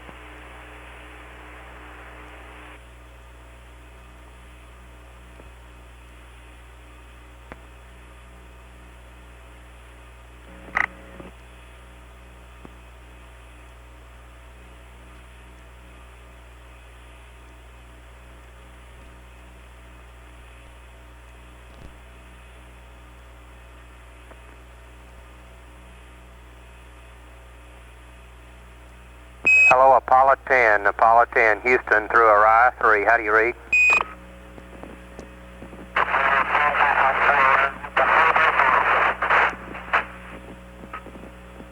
Raj, you're there, 10, but unreadable.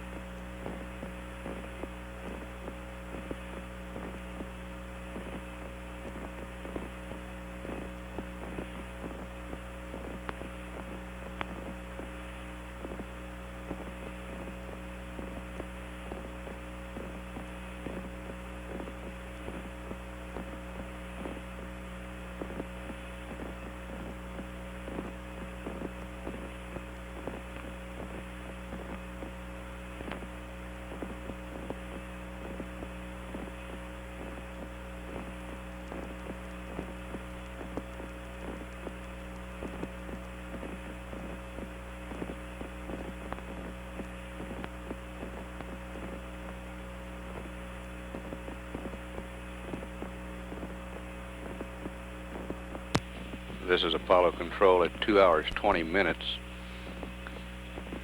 Even though the voice communications through Orion 3 are unsatisfactory, indications are that Orion is getting good telemetry from the spacecraft. We're 12 minutes 50 seconds away from the translunar injection. We'll continue to stay up live in case we are able to communicate through either of the two Orions between Tanana and Carnarvon.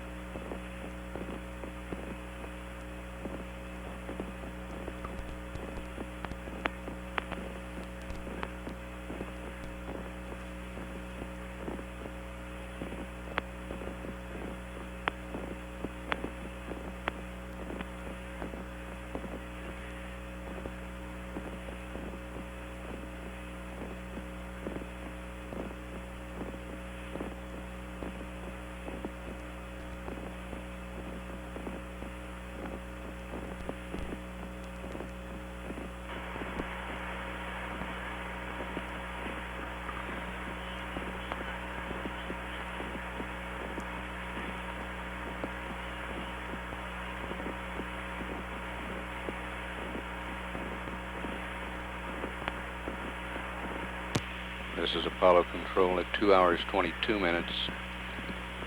The total velocity that Apollo 10 will be shooting for in this third stage burn for translunar injection is 35,594.8 feet per second. The GET time of ignition, 2 hours 33 minutes 25 seconds. GET time of engine cutoff, 2 hours 39 minutes 9 seconds.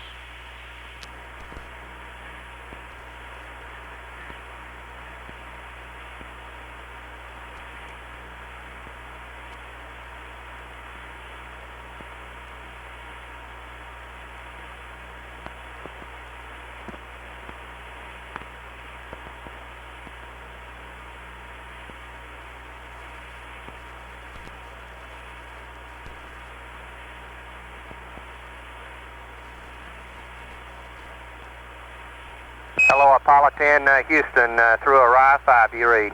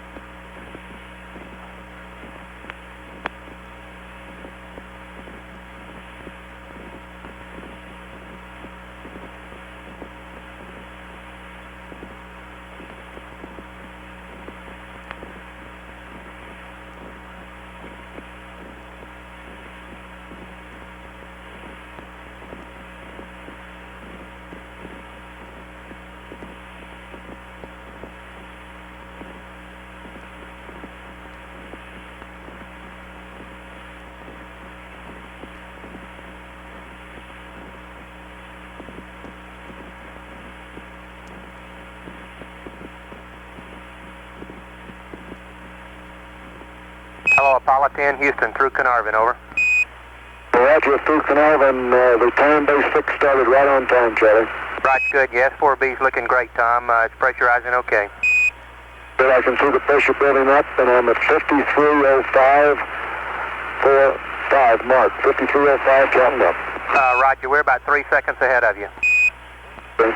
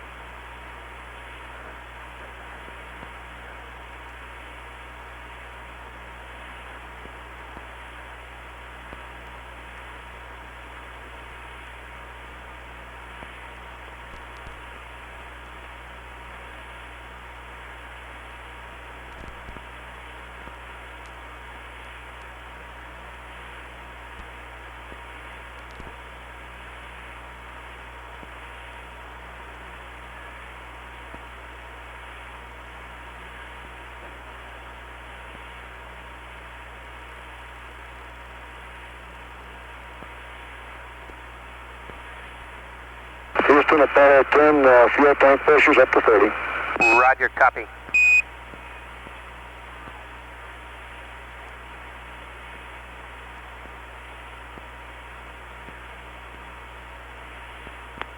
Those tank pressures are in reference to the S4B.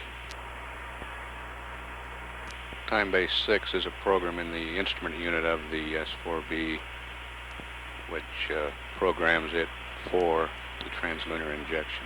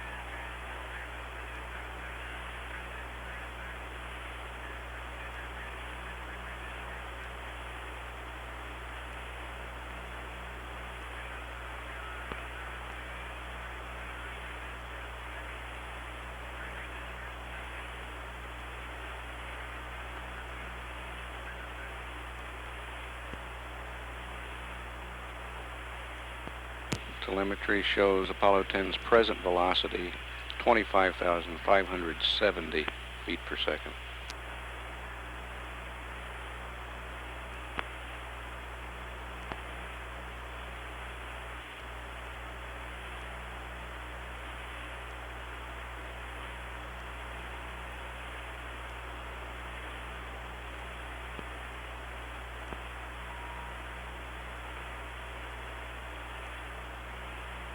Present altitude 105 nautical miles.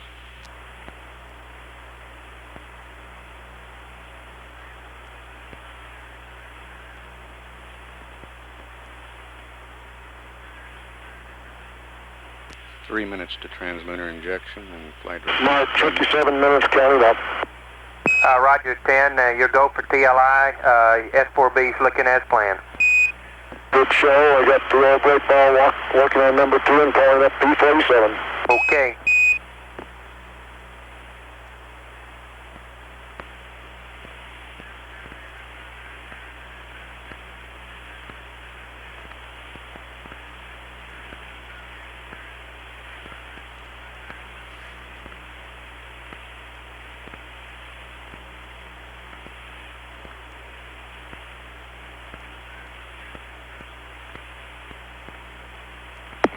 Go.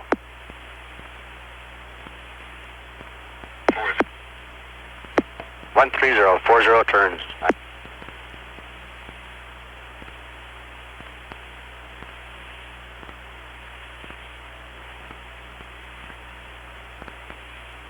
TVC servo power on.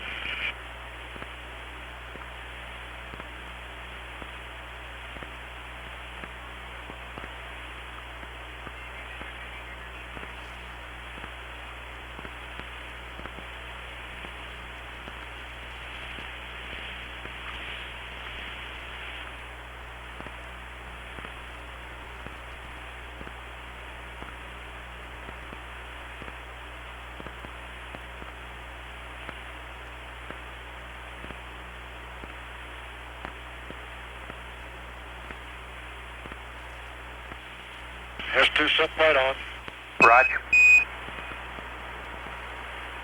Bridge go.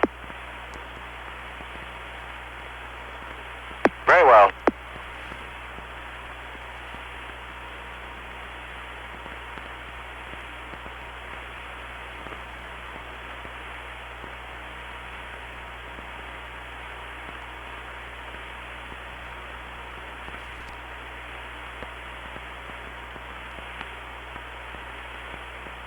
Max turn rate, you want 10 degrees? Exceed 10 degrees, very well.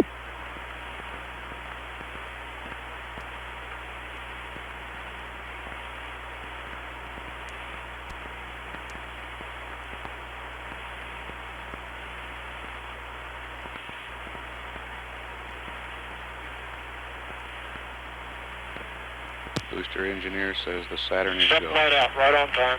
Roger, copy.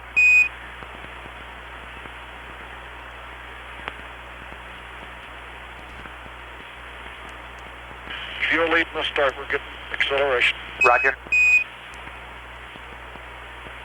Light on. Roger. We're burning. Roger, Light burning. off. We're on the way. Roger, we confirm.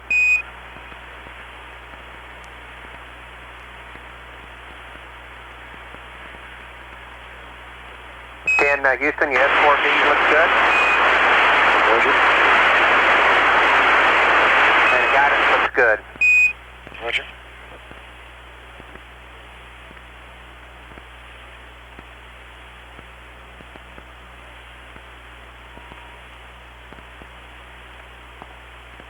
Bridge eye.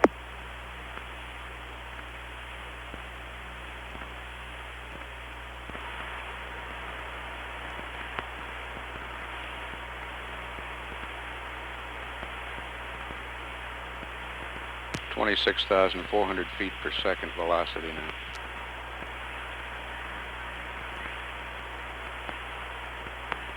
Hello, Apollo 10, Houston, in 1 minute, you're looking great. Roger, 1 minute, everything looks good on board.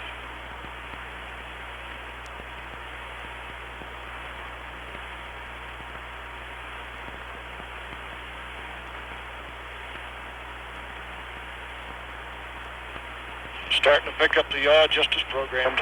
Roger.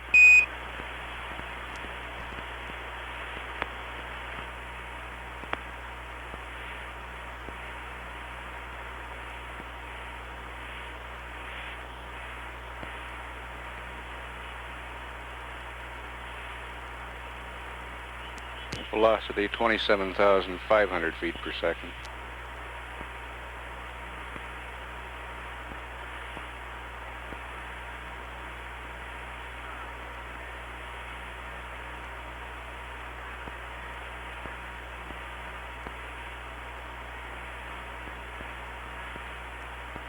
In 2 minutes, you're looking great.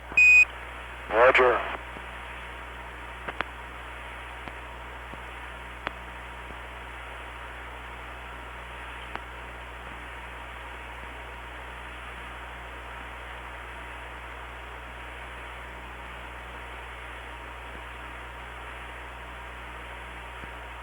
What a way to watch a sunrise. Roger.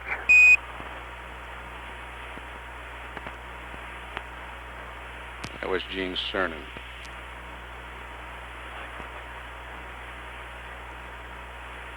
$29,000 feet per second. 3/4 of a G. Roger, copy, Tom. Tom Stafford reporting 3/4 of 1 G.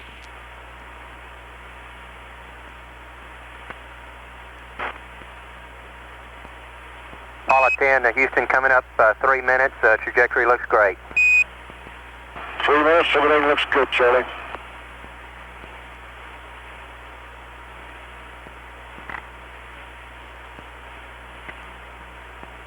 Apollo 10, Houston, we got a predicted cutoff 2 plus 39 plus 10. 2 plus 39 plus 10.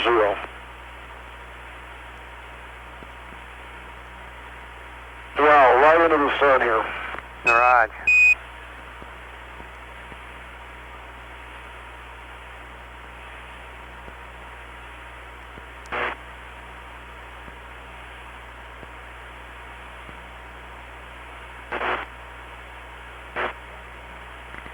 $31,000 feet per second velocity.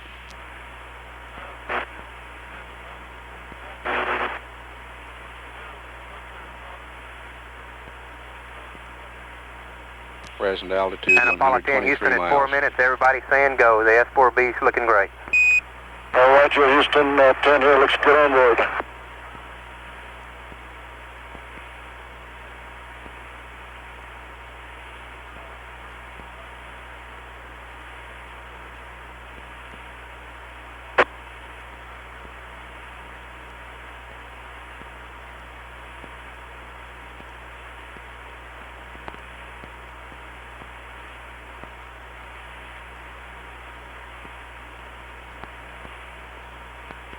Okay, we're getting a little high frequency.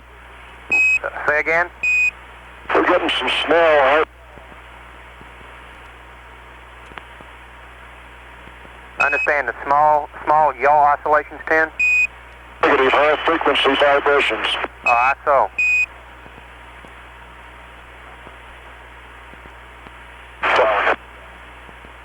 At 5 minutes, we still have you go, 10.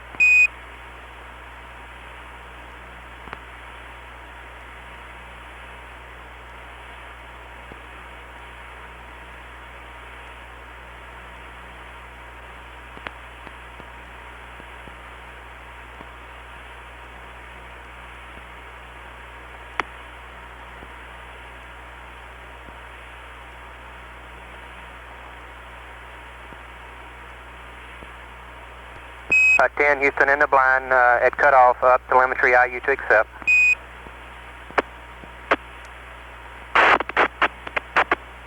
Seco! Roger, Seco. We confirm the cutoff. 8.422.1, up telemetry IU is accept. Roger, copy. And would you believe my Delta VC reached minus 0.6? Roger, minus 0.6 on a Delta VC. That's beautiful. Yeah, beats that, Charlie. And Charlie, we got an O2 flow high and light in the middle of the burn here, which we can't account for. Stand by, John.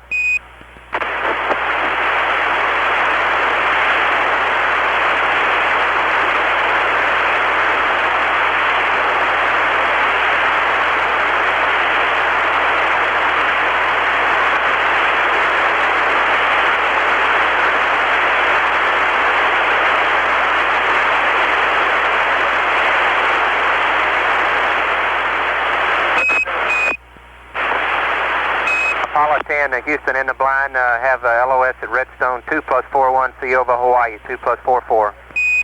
Roger, in troubleshooting that thing, I went to auto 2 on the soup circuit water accumulator. That's the only thing I could think of. It was right at 10 minutes when it happened. Right, we think that cabin pressure regs kicked in there for that O2 flow, John. It just went out and the flow's starting to drop now, Charlie. Looks like we're in good shape. Okay, fine. You're beginning to fade out. We think we'll be losing you through the redstone here in about 30 seconds. Hawaii at 2+44.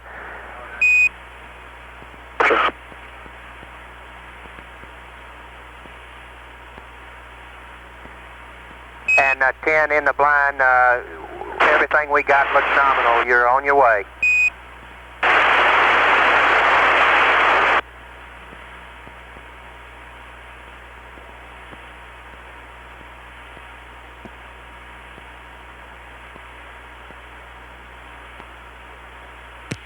This is Apollo Control, 2 hours, 41 minutes into the mission. Apollo 10 on the way to the moon. We have loss of signal for about 3 or 4 minutes. We'll pick up at Hawaii at 2 hours, 44 minutes. This is Mission Control, Houston.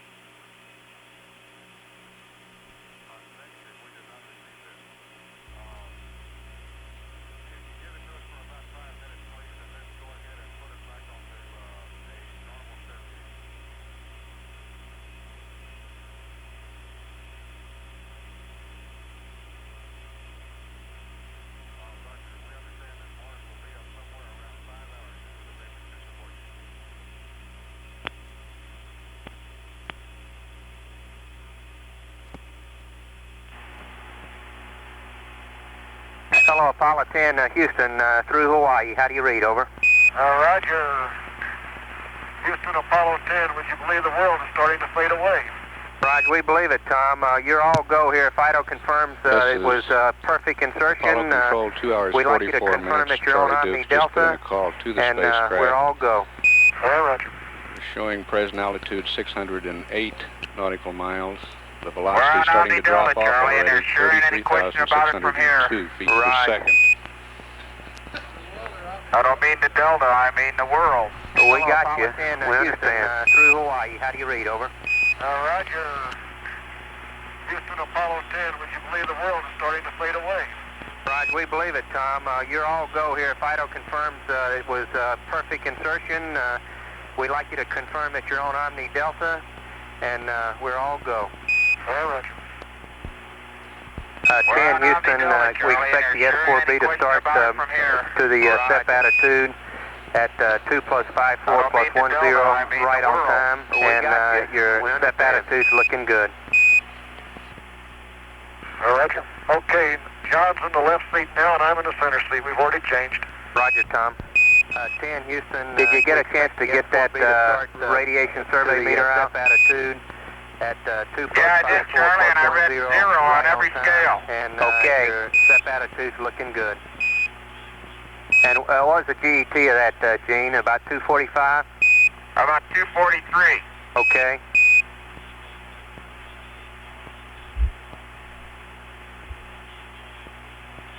Roger. Okay, John's in the left seat now, and I'm in the center seat. We've already changed. Roger, Tom. Did you get a chance to get that radiation survey meter out? Yeah, I did, Charlie, and I read 0 on every scale. Okay. And what was the GET of that, Gene? About 245? About 243. Okay.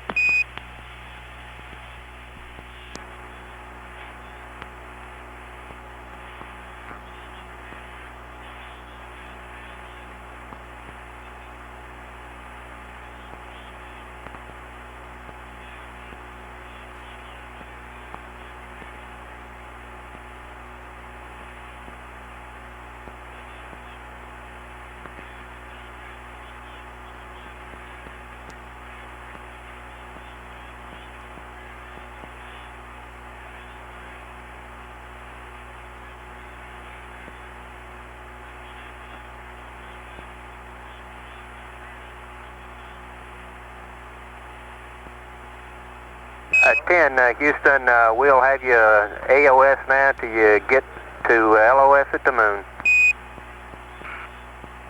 Sounds like Chris has got pretty good coverage. Yes, sir. He's sitting back there smiling. You got to see us.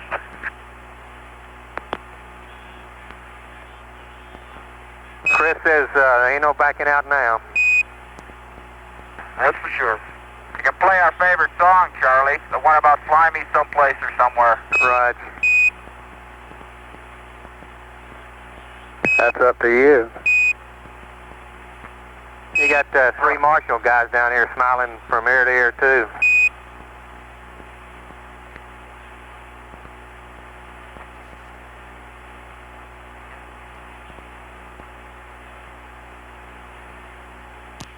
The Marshall guys Charlie Duke refers to are the booster systems engineers on the console and what they refer to as the trench.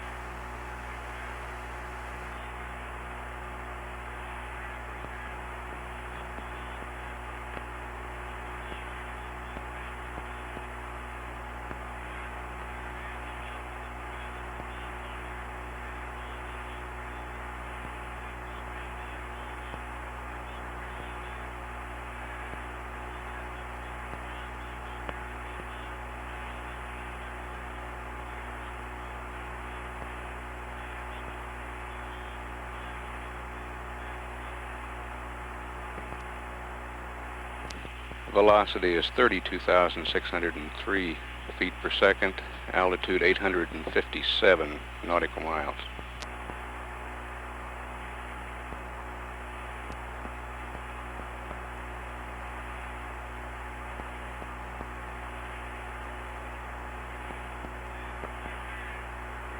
Apollo 10, Houston, we'd like you to do a verb 66 to get the state vector into the right position, and if you got time, comment on the ordeal tracking there for that backup TLI.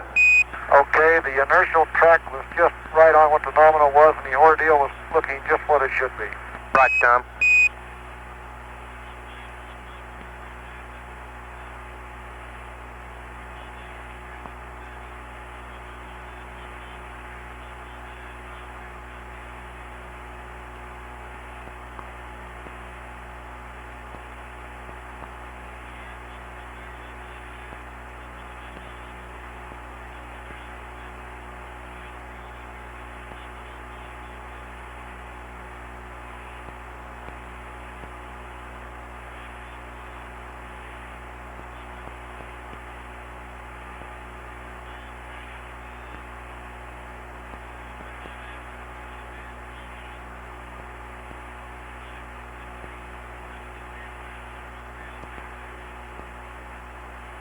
Heart rates during that long S4B burn. Tom Stafford 116, John Young 97, Gene Cernan 104.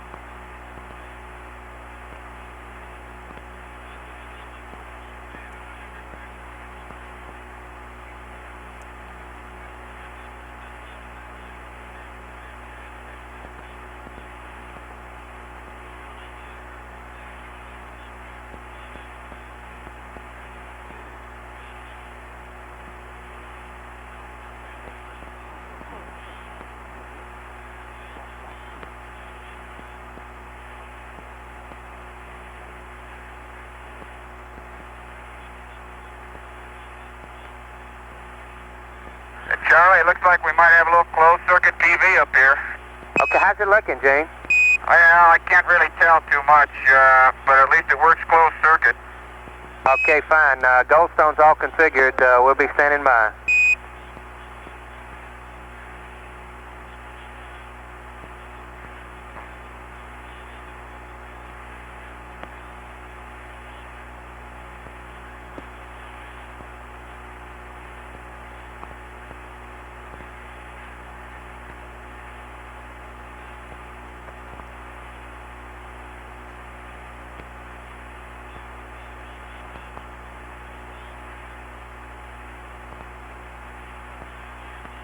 Charlie, it's beautiful, closed circuit. Hey, great, Gene. We can't wait. I got my own little show of these two guys up here. It's beautiful, really is. Well, great. I hope it's that good down here. We sitting on pins and needles waiting for it. And if you got a second, we'd like you to, Tom, we'd like you to recap these S4B oscillations. Give the guys one up on starting working on it. Yeah, okay, all the way through, even in the Earth orbit boost, the 4B had just a slight little, it felt like both lateral and longitudinal vibrations to it. And after, it felt like it was running rough, at least compared to the Titan. Okay. And then after 3 minutes, superimposed upon the low frequency vibrations, came a real high frequency vibe. I would say in the ballpark of 20 CPS, something like that. And of course we were sweating it all the way, but it shut down right on time. But there was a definite shift to a high frequency superimposed upon the low frequency at about 3 minutes into the TLI burn. Roger, is it give you a feeling like it 2.2 Mach and a 104 or something like that, just a real rumble? Yeah, kind of, not as much. We're starting to maneuver now, so we'll tell you later. Roger.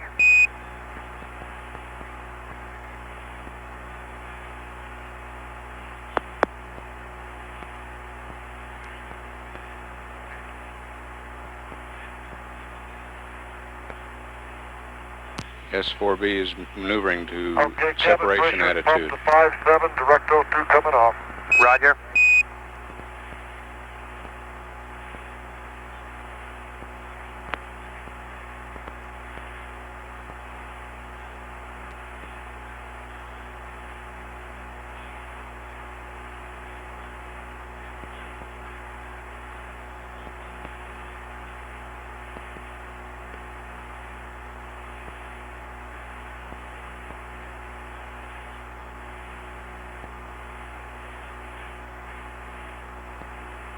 Altitude is 1,598 miles. Velocity 30,077 feet per second.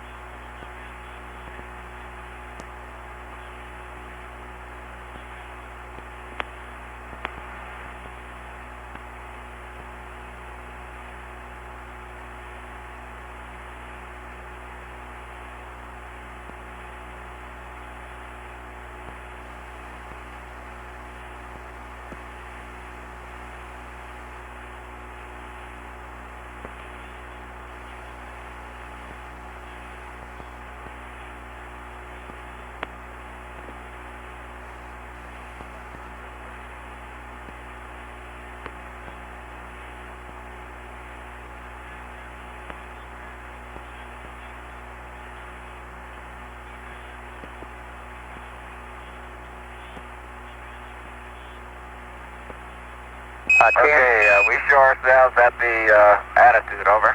We confirm, 10, your go for SEP. Roger. We're going to check the thrusters here now. 10, your go for power arm and go for SEP. Roger.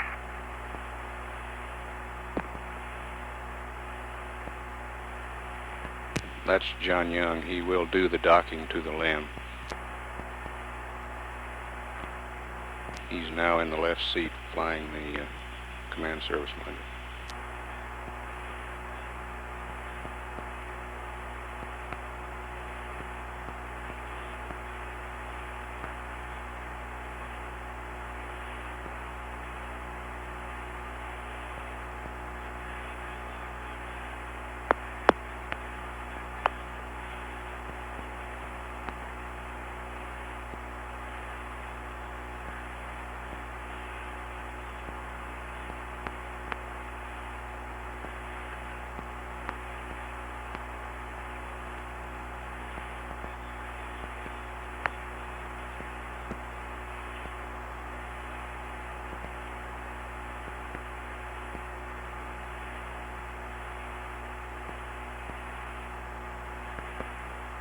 Minute and a half away from separation. The command and service modules will separate from the S4B, fly out about Right.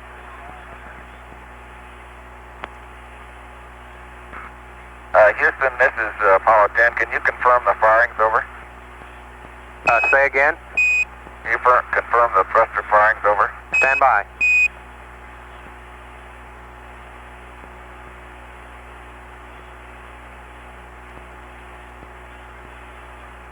10, Houston, we confirm all the rotational inputs. We did not confirm the translational. As far as we're concerned, your go. Roger.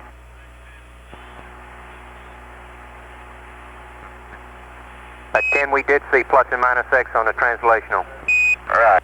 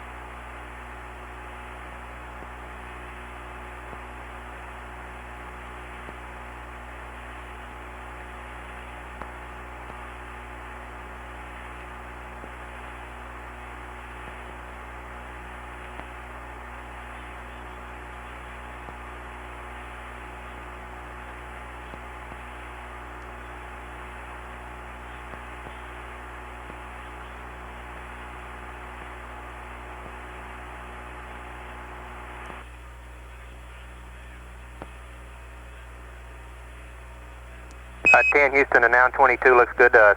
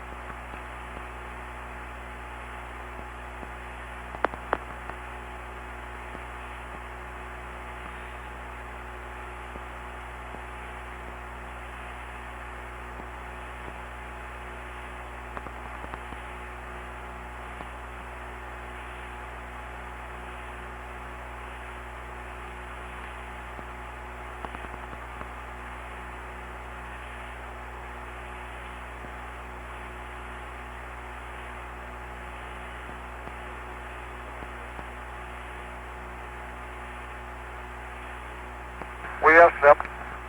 Roger.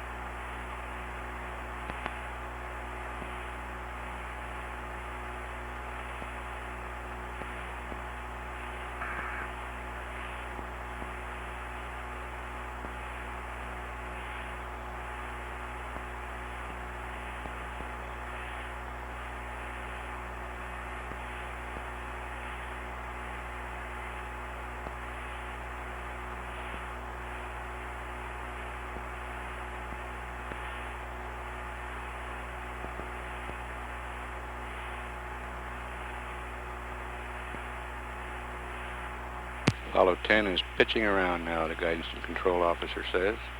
Pitching around, then we'll come back in and dock with the lunar module.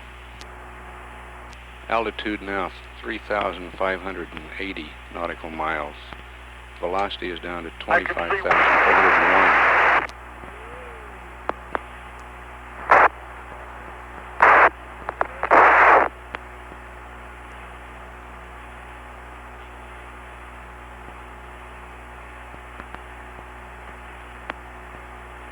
That world is just incredible. There goes a panel, Charlie. Roger. How do you read me, Gene? Loud and clear. We don't have the S4B yet, but there goes a panel. Roger. That world is incredible. Really moving? Holy moly, I sure hope we can show it to you. I really do.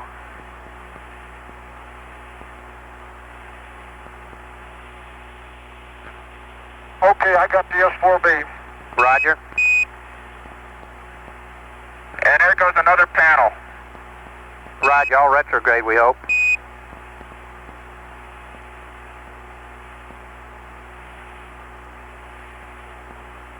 I don't know what it is up here right now. Yeah.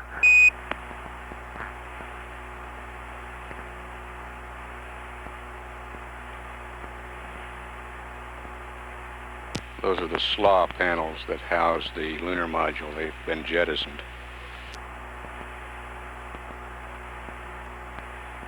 Charlie, I got the world on closed circuit here, so we're going to try and get high gain. Roger, standing by.